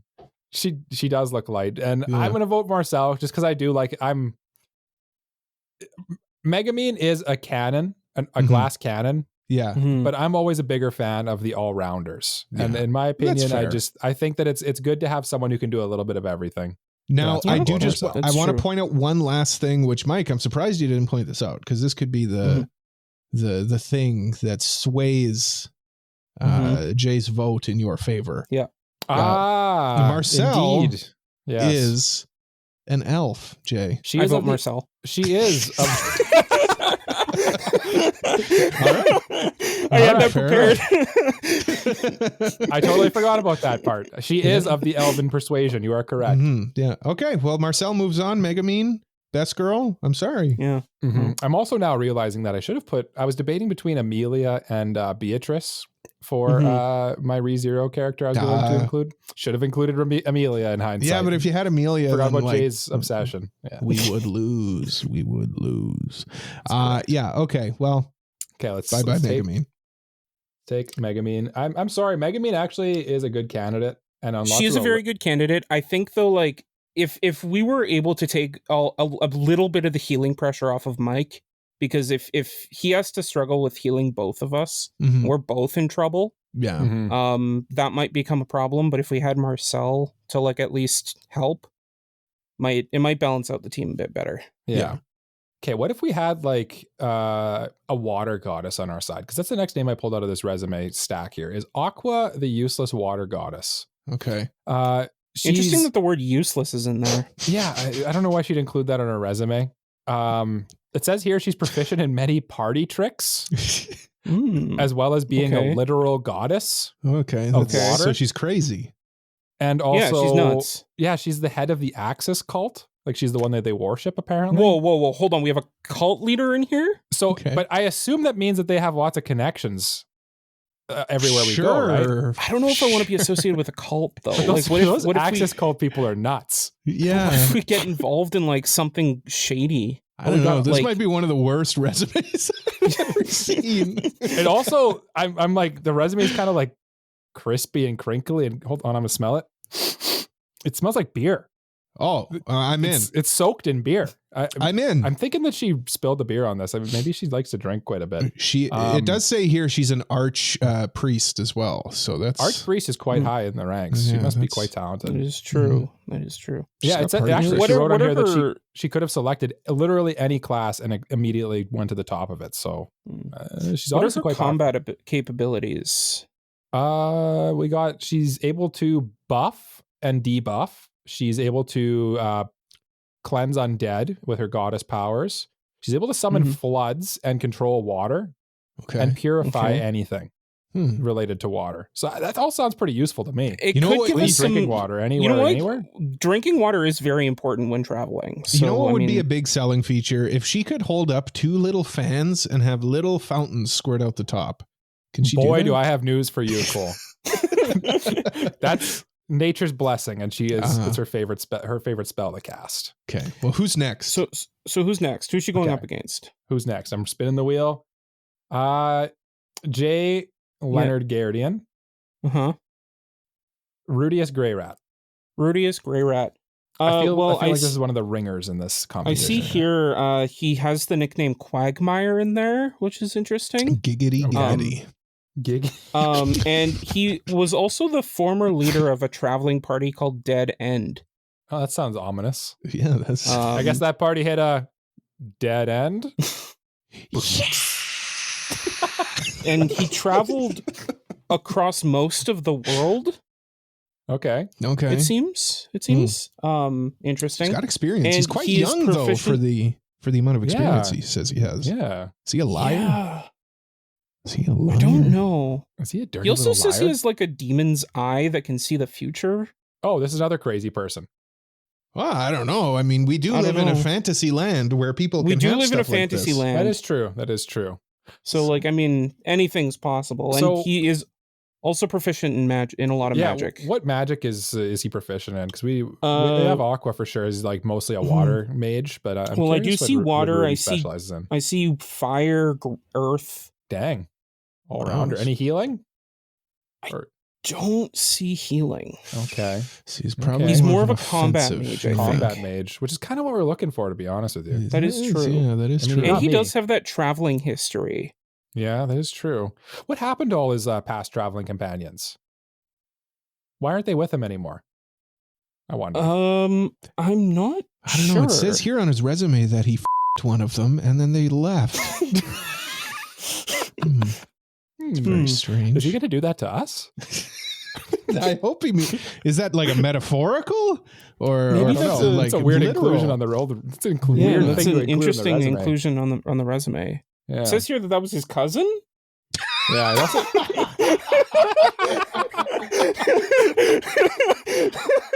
I forgot about that. yeah. And Mr. Grey Rat. There's also an accommodation here. It says that they need to be around. They need to stop in every town at pharmacy for erectile dysfunction pills as well. It's just strange weird. for like a 13-year-old. Okay, let's back out of our role play. Okay. Yeah, I mean, Rudy is kind of the ringer here, like Mike said. Yeah, he's kind of like the quintessential mage, right? I will defend Aqua. Like Aqua, people always say she's useless, but I really don't think she is. She Aqua does have can some resurrect people, which is pretty impressive. Aqua's literally a god. Yeah, but I mean, like, she doesn't really have like the stereotypical godlike powers. Yeah. I don't know. I feel like these are both kind of quality candidates. And hear me out. I know Rudy is kind of like the mold, like the prototype of what we're looking for. Mm-hmm. But I think Aqua could be a lot of fun. Aqua would definitely be more fun. Now, here's the problem, Jay, when you pick someone like Rudeus, and Mike's going to run into this when we get to free run. When you pick the super strong characters, the other two are going to gang up on you and try to pick your super strong character apart. Naturally, as we do. Yes. Yeah. I mean, it just goes. That's just the way. That's just the way it goes. Yeah. Underdog mentality, right? Yeah. That being said, like my brain wants to pick Rudeus, but my heart wants to pick Aqua. I feel like Rudeus is we're actually setting off on this journey. Mm-hmm. I know Aqua's nice and all. Yeah. But I do think that we kind of, I think we'd be remiss to turn down Rudeus's. Yeah. I think at the same time, dumb. Aqua might get obnoxious at times. It's fine.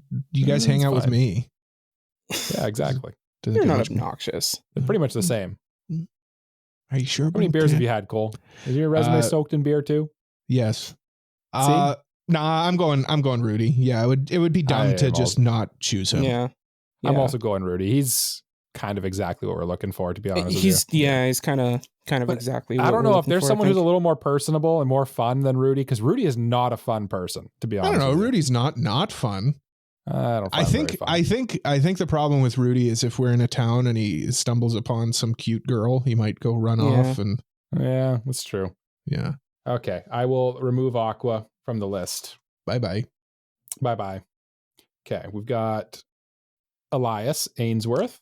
Okay. We've already covered. We've already looked at his resume today. Mm-hmm. Going up against Edward Elric. Edward Elric is a alchemist. Right? Are they alchemists? Yep. Okay. Yep. Yeah. He's the Full Metal Alchemist. He's the Full Metal Alchemist. It says here. Interesting type of alchemist as well. He can cast alchemy without using the circle. I don't know. It's been a while since I watched the show. Okay. Yeah, that's correct. And he was also, it sounds like he was in the military too. That seems pretty. That does seem pretty discipline. Impressive. Yeah, discipline. It says here he's 6'5". Weird. Oh. Okay. I think I saw him when his resume. Yeah, that seems. And he definitely wasn't 6'5". Why would he need to put his? Why would he need to put his height in the resume? That seems like a weird inclusion. That seems kind of sketchy. Maybe he's like self-conscious about it or something. Could be. I don't know. Maybe. I think if I were to break down between Elias and Edward here. Edward. Yeah. Sorry, my brain was blank in there. I think Elias is a little more magey to me, whereas Edward is definitely kind of like mage-like. Like he uses magic for sure. But I think alchemy, there's limits to what I think alchemy can do. And I think that Elias's magic is a lot deeper and a lot more widely varied than Edward's might be. I would agree. I feel like Elias he kind of straddles that line between a mage and like a rogue, which is unique. Mm-hmm. Yeah, and he's also he's more honestly more close to like a warlock, I would say. where he's kind of like his power comes from like another worldliness. Yeah. And Edward is powerful, but he's kind of more like straight line powerful as opposed to Elias being kind of diverse and wide. At the same time, from the picture that was included here, it looks like he has like an arm and a leg that like are, I think, mechanical. Yeah. What would the maintenance on that be like? Like, what are the costs for the maintenance? I'm assuming that he's dealt with that though, like to this point, right? He's made it this far. Yeah. What if he's trying to like get in with the group so that we pay his maintenance costs? His maintenance costs. Could be. No, I think what Mike said's kind of right. Edward is kind of less diverse, powerful, but not as diverse as Elias would be in a fantasy setting. He's also a little more like monk-like, I guess, where he's like more physical combat for a mage, which I feel like we could go for in this party, but I feel like we're looking more for a mage. Yeah, true high fantasy wizard of his arts. Yeah. Yeah, I'm going Elias. I'm also going Elias. Yeah, okay. I think Elias sweeps here. Okay. Next up, Rin Tosaka. Oh, Rin Tosaka. Okay. All right. So I saw her when she dropped it off, and she was wearing a red top and a black skirt. And I think I am. When did you pick your jaw up off the floor? I think she's best girl. Okay. Yeah. Okay. It says here that she has twin tails as well. She does have twin tails on her resume. It seems she studies like a gem type mage. So I think like they have to have gems with runes on them. So they kind of have ammunition, which could be an issue. Right. Okay. Yeah, especially if they're gems. Like how affordable and abundant of a resource is that? Yeah, that's true. That's true. But short skirt. It is Rin Tosaka. Yeah. Real world like conversation here. I actually thought about Rin Tosaka because she came up on a lot of the lists of like of like mages, and I know she's a mage.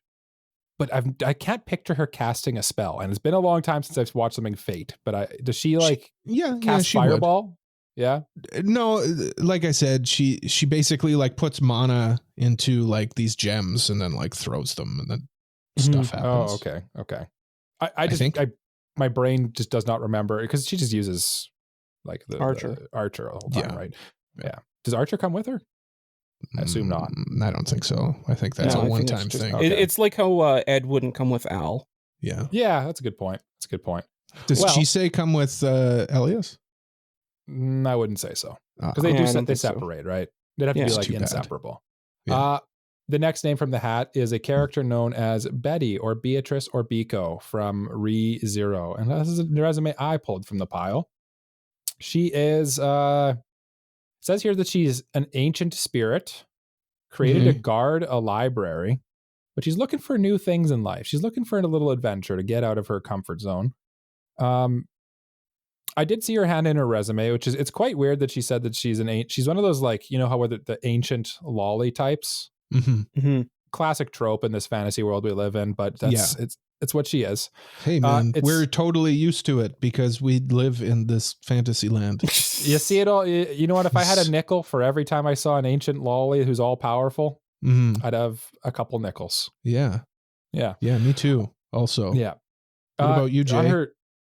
Jay, how many nickels you got? Anyway. Okay. I haven't actually seen a nickel in a long time, I don't think, because I don't do cash. Anyway, on her list of like abilities here, it says that she basically is proficient in like barrier and like mind trap type magic, where like she can like her main spell here is something called Shamak, where it's it basically makes it so that you like can't move and you don't know where you are anymore. Like you kind of just lose all bearing, which seems like an interesting spell. It also says she's got like healing magic as well as offensive magic, like where she casts projectiles at people. That all seems pretty useful. She's also got mana drain and decursification. So quite good. She's also quite a good reader as well. The only thing is, I noticed that's quite odd with her resume is that she includes, it says after almost every like third or fourth sentence, the words, I suppose. Mm-hmm. I don't know why she would do that, but that could get annoying. How often does she leave her library? I didn't ask, but I'm guessing almost never is the answer. She said that she's been there for, it's in her like past job experience. It says she's been there for like past couple thousand years. Not very worldly, I see. Yeah.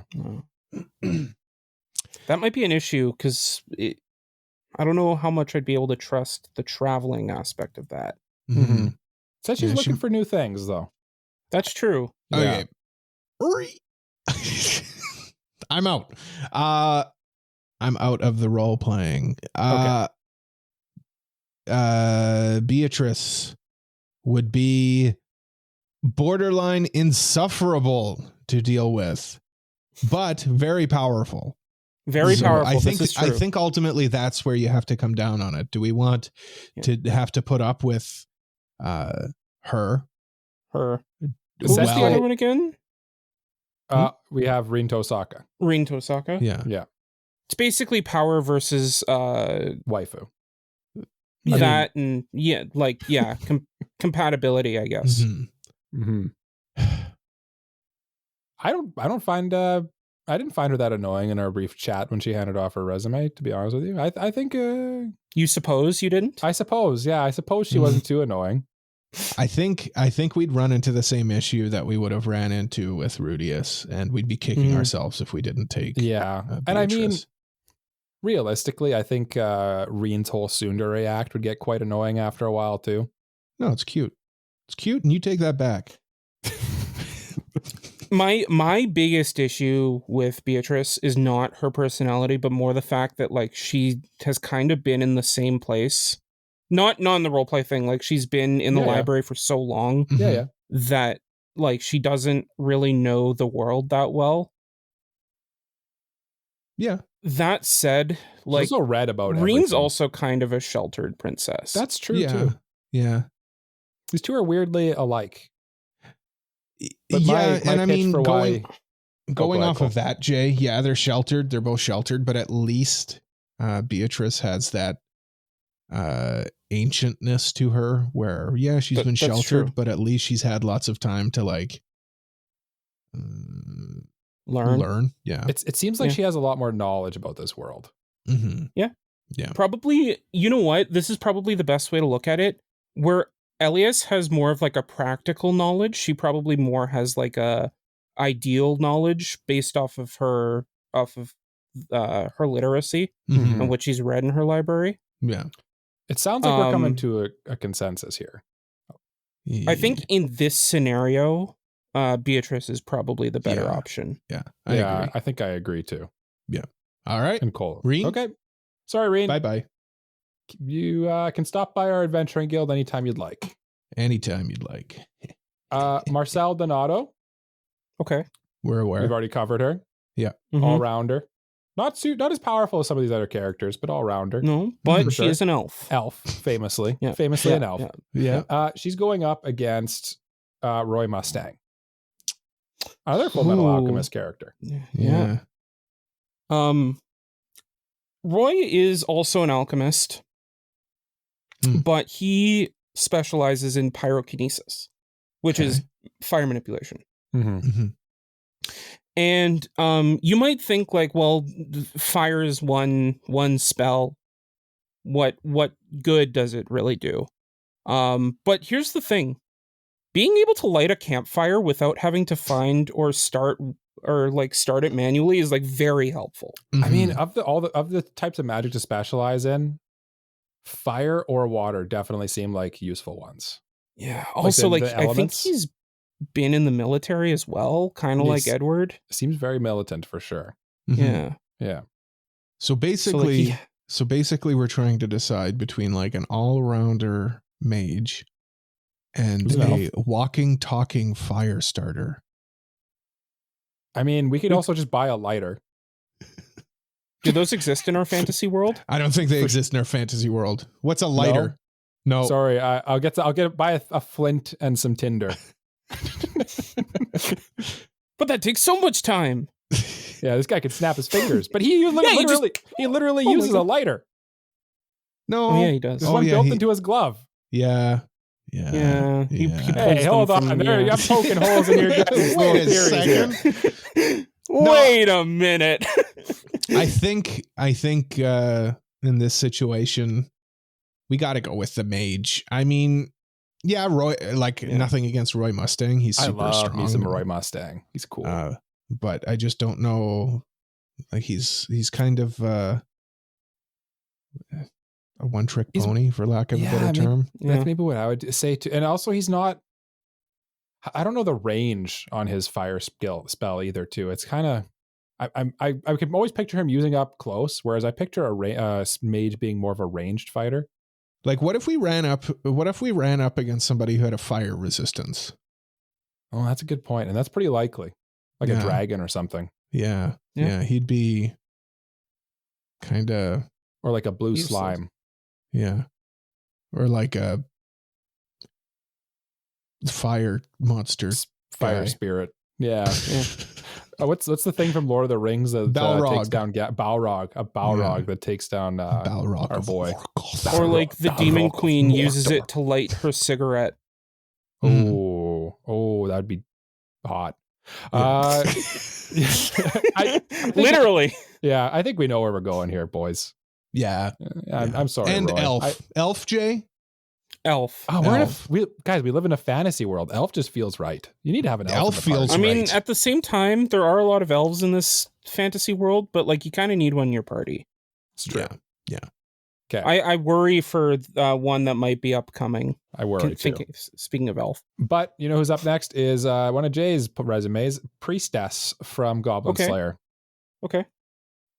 Yes, Priestess is proficient at healing magic, so would be able to help Mike with that. And pretty much just like kind of that holy magic kind of idea. She has I don't know what the ability's called, but like she can summon like bright lights, which blinding might be very useful depending on who we're facing. Protection, she can summon shields, so she could also help Cole with tanking. That's kind of Purify. Cool. She's kind of a buffer and a spellcaster. Yeah. Okay. Who are they up against? Well, she's going up against Mashle, who I don't remember what the full name was. Mash Bernadette. Okay. I think Mashle's the series, and I forgot. Well, I'm just going off what you sent with the resume that you sent me. Yep. No, that's okay.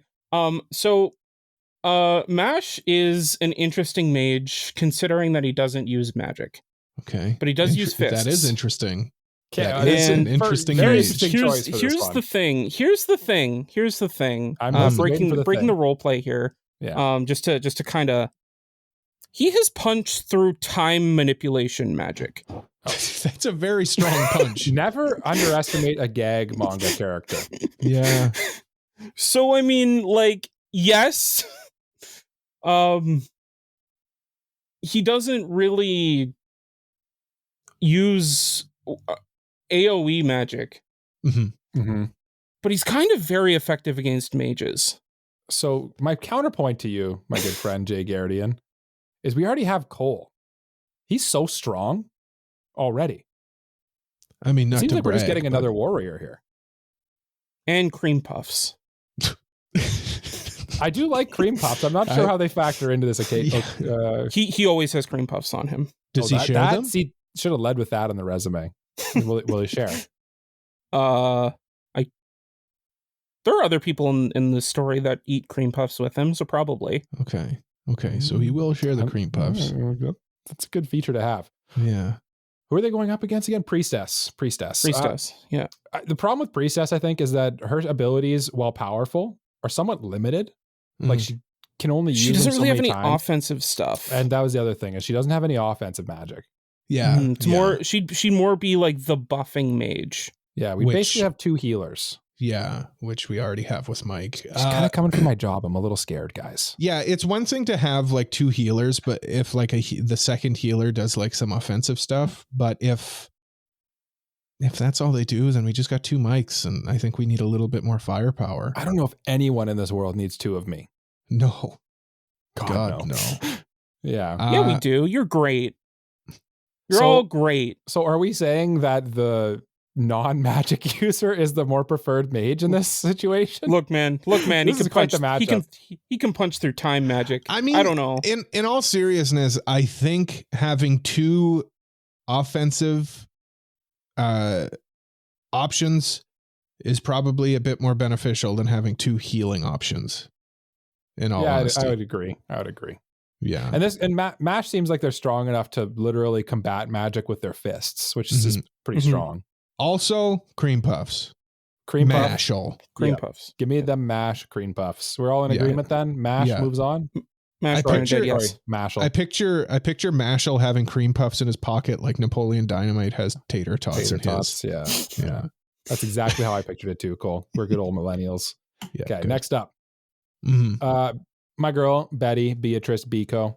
Okay. You know her, you love her, I suppose. Goes up against Mashle. Okay. Sorry, Mashle. Well, here it is.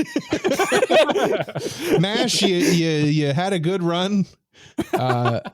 But I think Beatrice is just again.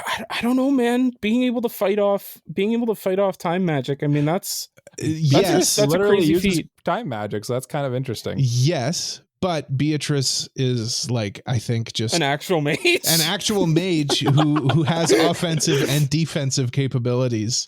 I just think that she would those cream puffs, though. I know the cream puffs, but we gotta. Cream puffs are good. Look, buy me a cream puff and I'll vote for Beatrice. I'll get you 2 cream puffs. I'll buy you a pork bun and a cream puff. Ooh. And I'll pork buns came into the equation. What about me? I think I'm swaying towards Okay, I'll buy you 2 pork buns and 2 cream puffs. Excellent. All right. Yes. Excellent. Okay. Beatrice Biko, Betty moves on. Sorry, Mash. We're easily bribed here. Take note, listeners. Next up, Diana Cavendish from Little Witch Academia. Yes. Okay. She is Akko's very capable rival in it. She comes from a wealthy family. She essentially is just like a very capable and skilled magic user. She doesn't specialize in offensive magic, but she has a few of them. She flies around. She's a witch, so she flies around in her magical broom. She can mostly illusion magic is where she specializes in as well. And it says that because she has many connections in many lands is literally what I quote is on her resume here. But she is fresh out of the academy. That's one thing we should note here. Okay. And she will be facing off against another choice of mine, Marcelle Donato, the elven all-rounder mage we've already discussed. All right, I picked Marcelle. Well, no, I mean, Jay's kind of right. It is interesting, though, that these 2 are like top of the class. Yeah. They're kind of similar, but different. Here's the thing. What's a fantasy setting without an elf? That's true. God damn it, Jay. You bring up good points. Yeah, he's got a point there. A witch is kind of cool too, though. A witch. My issue with what's her name?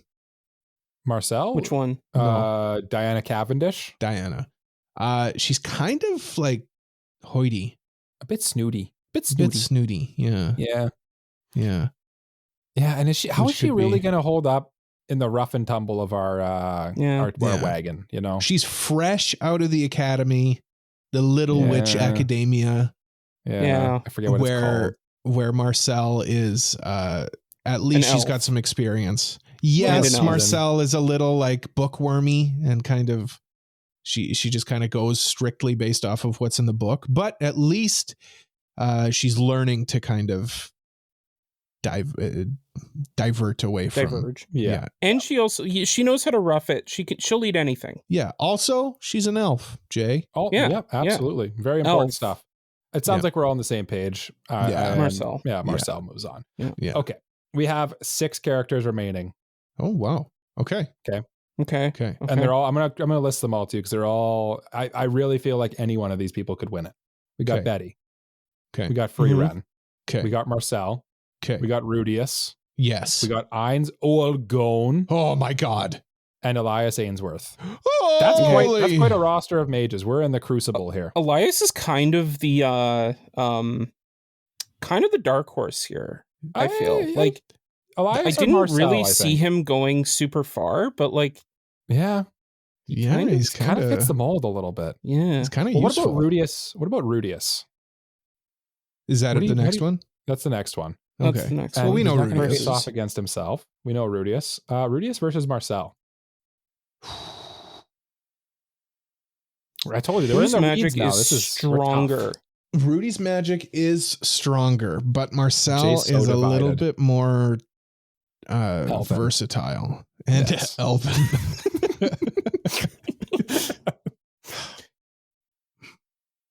He is learning. To be fair, he is learning how to disrupt magic. So magic being used on us would be. I feel like he's stronger too, and I feel like that foresight eye could be handy. Could be handy.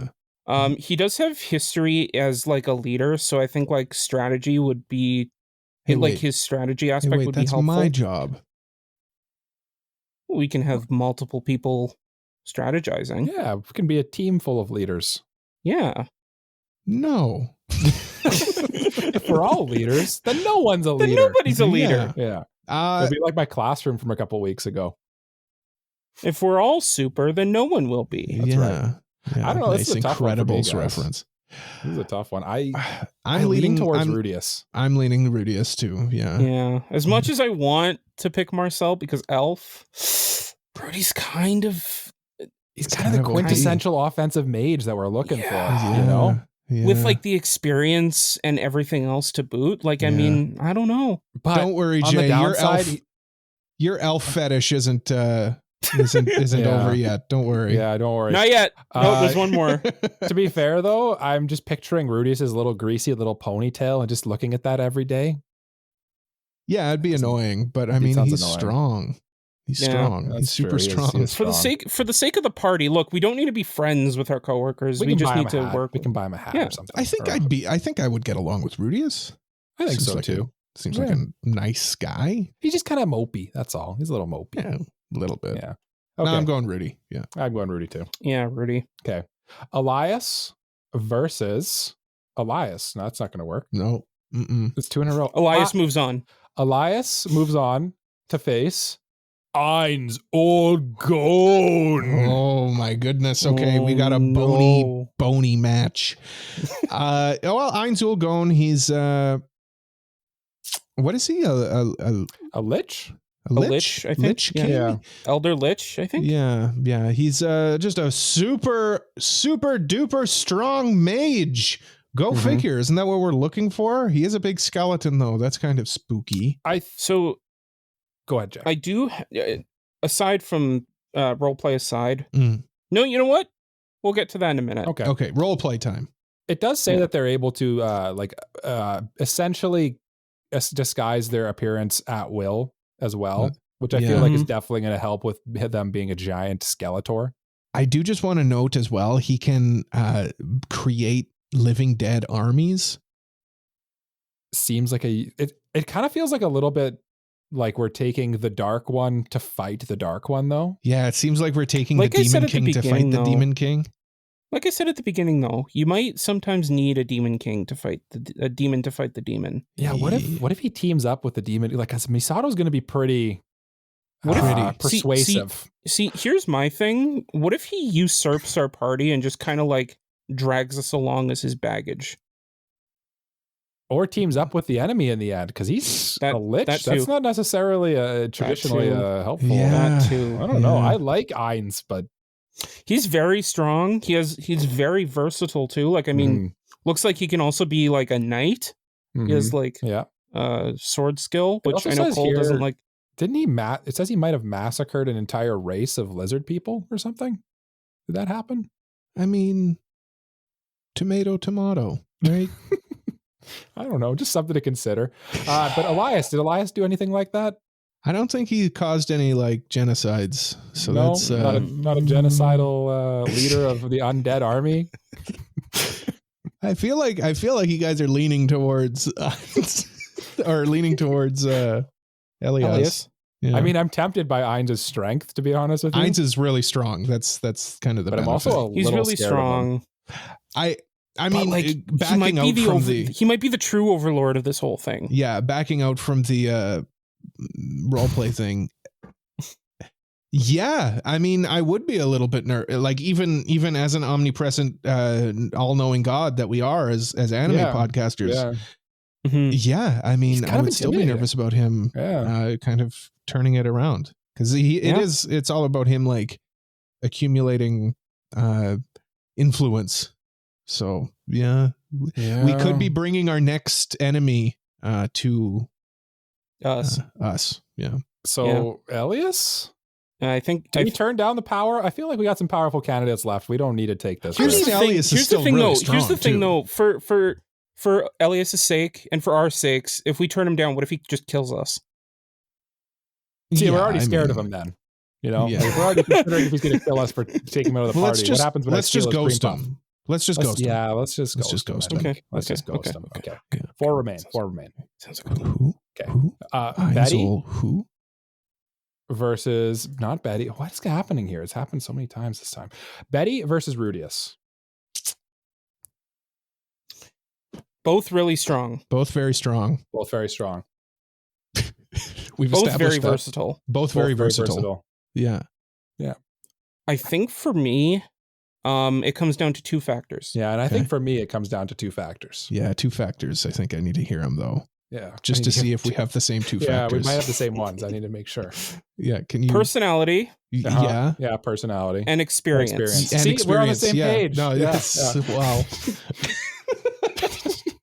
Okay. Yeah, okay. So on the one hand, Betty is probably... I would probably give the edge to Betty in terms of, like, power. Mm-hmm. I agree.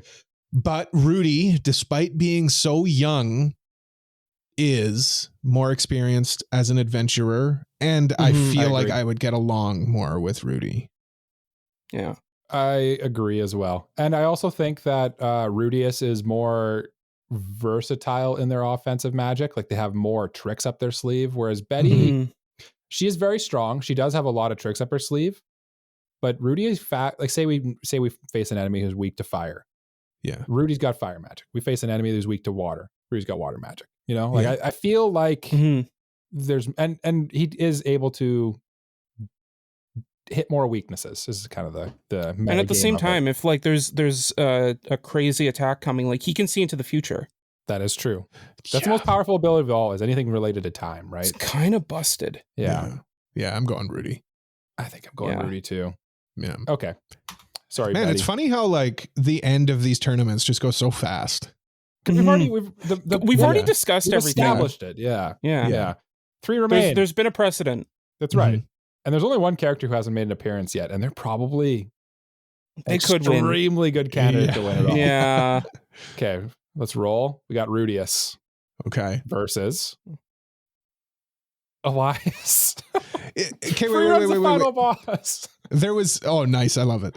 So there was 3 left, right? So it was mine, Jay's, and yours. That's true. That is true. For the trophy. That is true. For the teeny tiny trophy. Well, for a point towards the teeny trophy. For a point toward the trophy. Who's being defended by my waifus up here. True.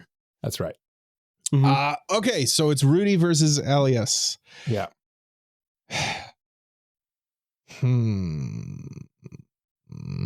We've talked about them quite a bit already. We have talked about them quite a bit. Yeah. I know where I lean towards on this one. Do you? Okay. I'm a bit torn, honestly. I feel like, hear me out. Rudy, I think I'd probably give the edge in just raw strength. Elias, I'd probably give the edge in versatility, to be honest. Because he kind of, like I've mentioned before, he kind of straddles that line between mage and like sorcerer creature. And like he can hide and like he can physically hide himself in shadows. That seems super useful. Yeah, like we can hide inside of him. if need be. Yeah. Can I actually bring, you know what, Cole? I'm kind of like I was originally going to say Rudeus would be my preference here. Yeah.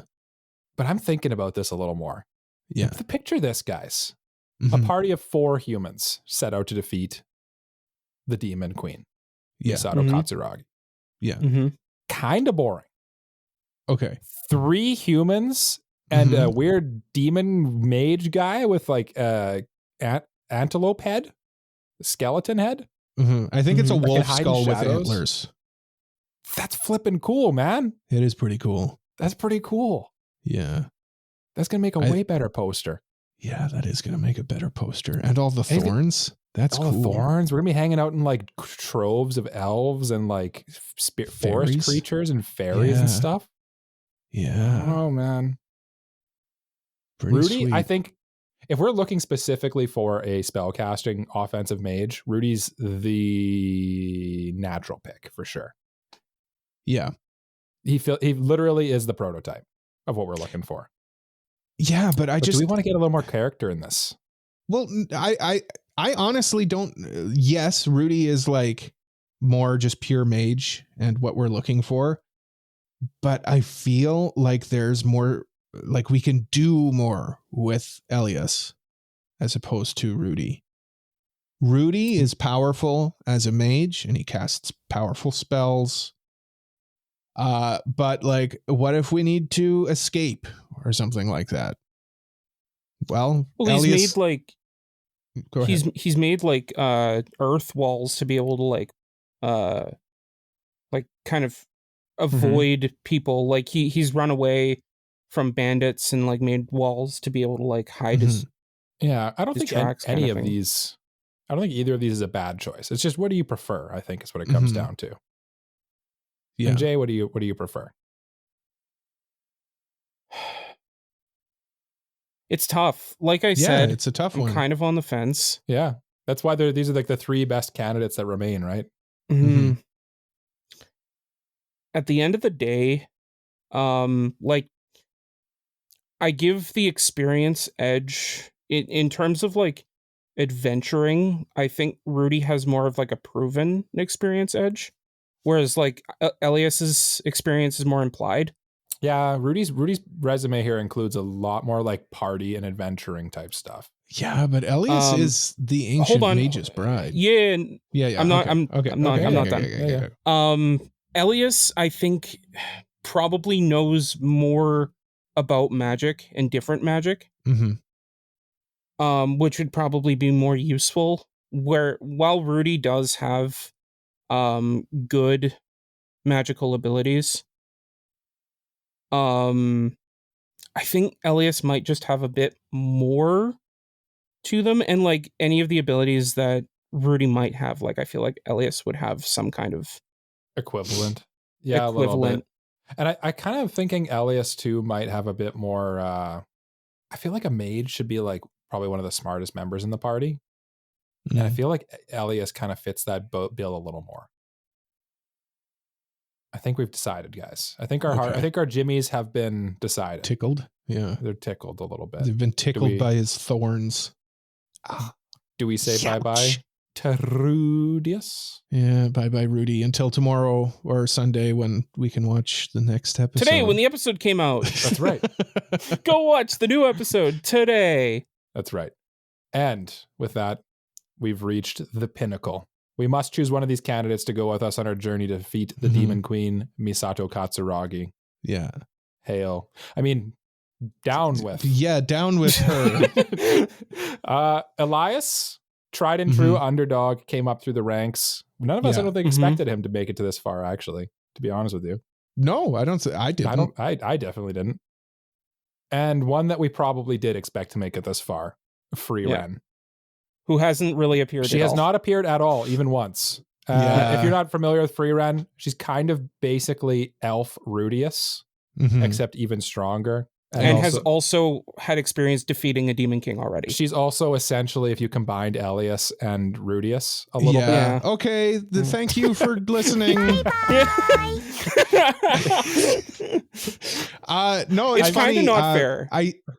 It's kind of not fair. I No, felt a little it's kind of not fair, and I hate Michael for picking her. Yeah. It's funny. There's like all of these YouTube like edits of Free Ren with like Elden Ring boss music over top of it, and that's what this is right now. Yeah, it really this is Elias walking into the boss chamber against Free Ren just to be obliterated. Okay, I have some counters to Free Ren. Okay. What's your downside? She sleeps in. She falls for traps easy. Elias kind of is aloof too, though. Yeah, but I don't think it's aloofness. I think that's laziness. Yeah. And we've already got me in the party. We got enough lazy people. She does like to like, she doesn't understand the concept of time, so she might waste a lot of time doing some random thing. I feel like we're going to do that anyway. That kind of fits with us a little bit. Yeah. I mean, Jay, I appreciate you going to defense for my boy. But need I remind you? Trying. I know, but need I remind you, Jay, I think there's something critical which I know you haven't forgotten. No, I haven't forgotten. I know that you haven't forgotten it, but you're just kind of, you're trying your best, and I appreciate that. I appreciate you trying to be on the fence, but it's okay. I'm trying to play devil's advocate here. Let your freak flag fly. Yeah, let your bias, wear your heart on your sleeve. Yeah. You love elves. You love elves. But look, we got to play devil's advocate here at least a little bit. This is one of the best elves in anime, as also we do have to play devil's advocate, and let's we said we would kick ourselves over not picking Rudeus. Yeah, we would kick ourselves over. I would kick both of you and myself if we didn't pick Free Ren. Yes. Yeah. Okay. Yeah. End of the episode. Thank you. Yeah. Thank you for watching an amazing episode of the Elf Pro podcast. I mean, AniPro podcast. Yeah. I mean, ultimately, a lot of elf talk in this one. Yeah, there's a lot of elf talk. Jay, relax. Okay. Jay's got some quality manga to read after this one, if you know what I mean. Yeah. Don't worry about it. We'll talk. Yeah. We'll bye. Hi, Jay's dad. Okay, but next week, Mike, did you revealed the manga? Blue Box. Blue Box is our next manga review, but next week we're reviewing Golden Boy next week. So make sure that you watch it along with us. After that, we're doing Laid Back Camp, and then after that, we're doing Listener's Choice. It's the return of you all torturing us. And we're going to reveal our Listener's Choice nominations next week as well. Next week? Okay. Yeah. Thank you for telling me. I think we're congratulations. Gonna do it after we'll figure it Laid Back Camp, but whatever. Congratulations to Mike for winning this week. 1 point. You get 1 point in my little spreadsheet. Thank you so much for listening to another episode of the AniPro podcast. If you liked it, please leave a like, subscribe, leave a review, tell a friend about us. Whatever you do, it helps the podcast out. If you really like us, though, please consider supporting us on Patreon like these lovely people. I should have the list here. Here it is. Mr. Family Guy 36, Elijah Wood, Braindead B-Dog, JJK was the best anime of 2023, Peach, Frama, Kratos, Just Juz, Mogmog, and Freeren's Feet. Freeren's Feet is probably jumping for joy right now. Congratulations to them as well on another big victory. By supporting us on Patreon, you get access to all sorts of perks, and it really helps the show out. That is true. It is true. We're also on social media at AniProPod, and please join our Discord community to keep up with us and other listeners. Links to everything is in the description or on our website at AniProPod.com. Sorry. That's my spiel. Mike, you look like you want to say something. I do want to say something. It's the Throw It to Mike episode. It is. This is the Throw It to Mike episode, and that has made this episode... That sounds very lame and boring and dumb and stupid. Oh, it's not that. So, as we say at the end of every episode of the AniPro podcast, bye-bye. Bye-bye. Bye-bye. Bye-bye. Bye-bye. Bye-bye. Bruh.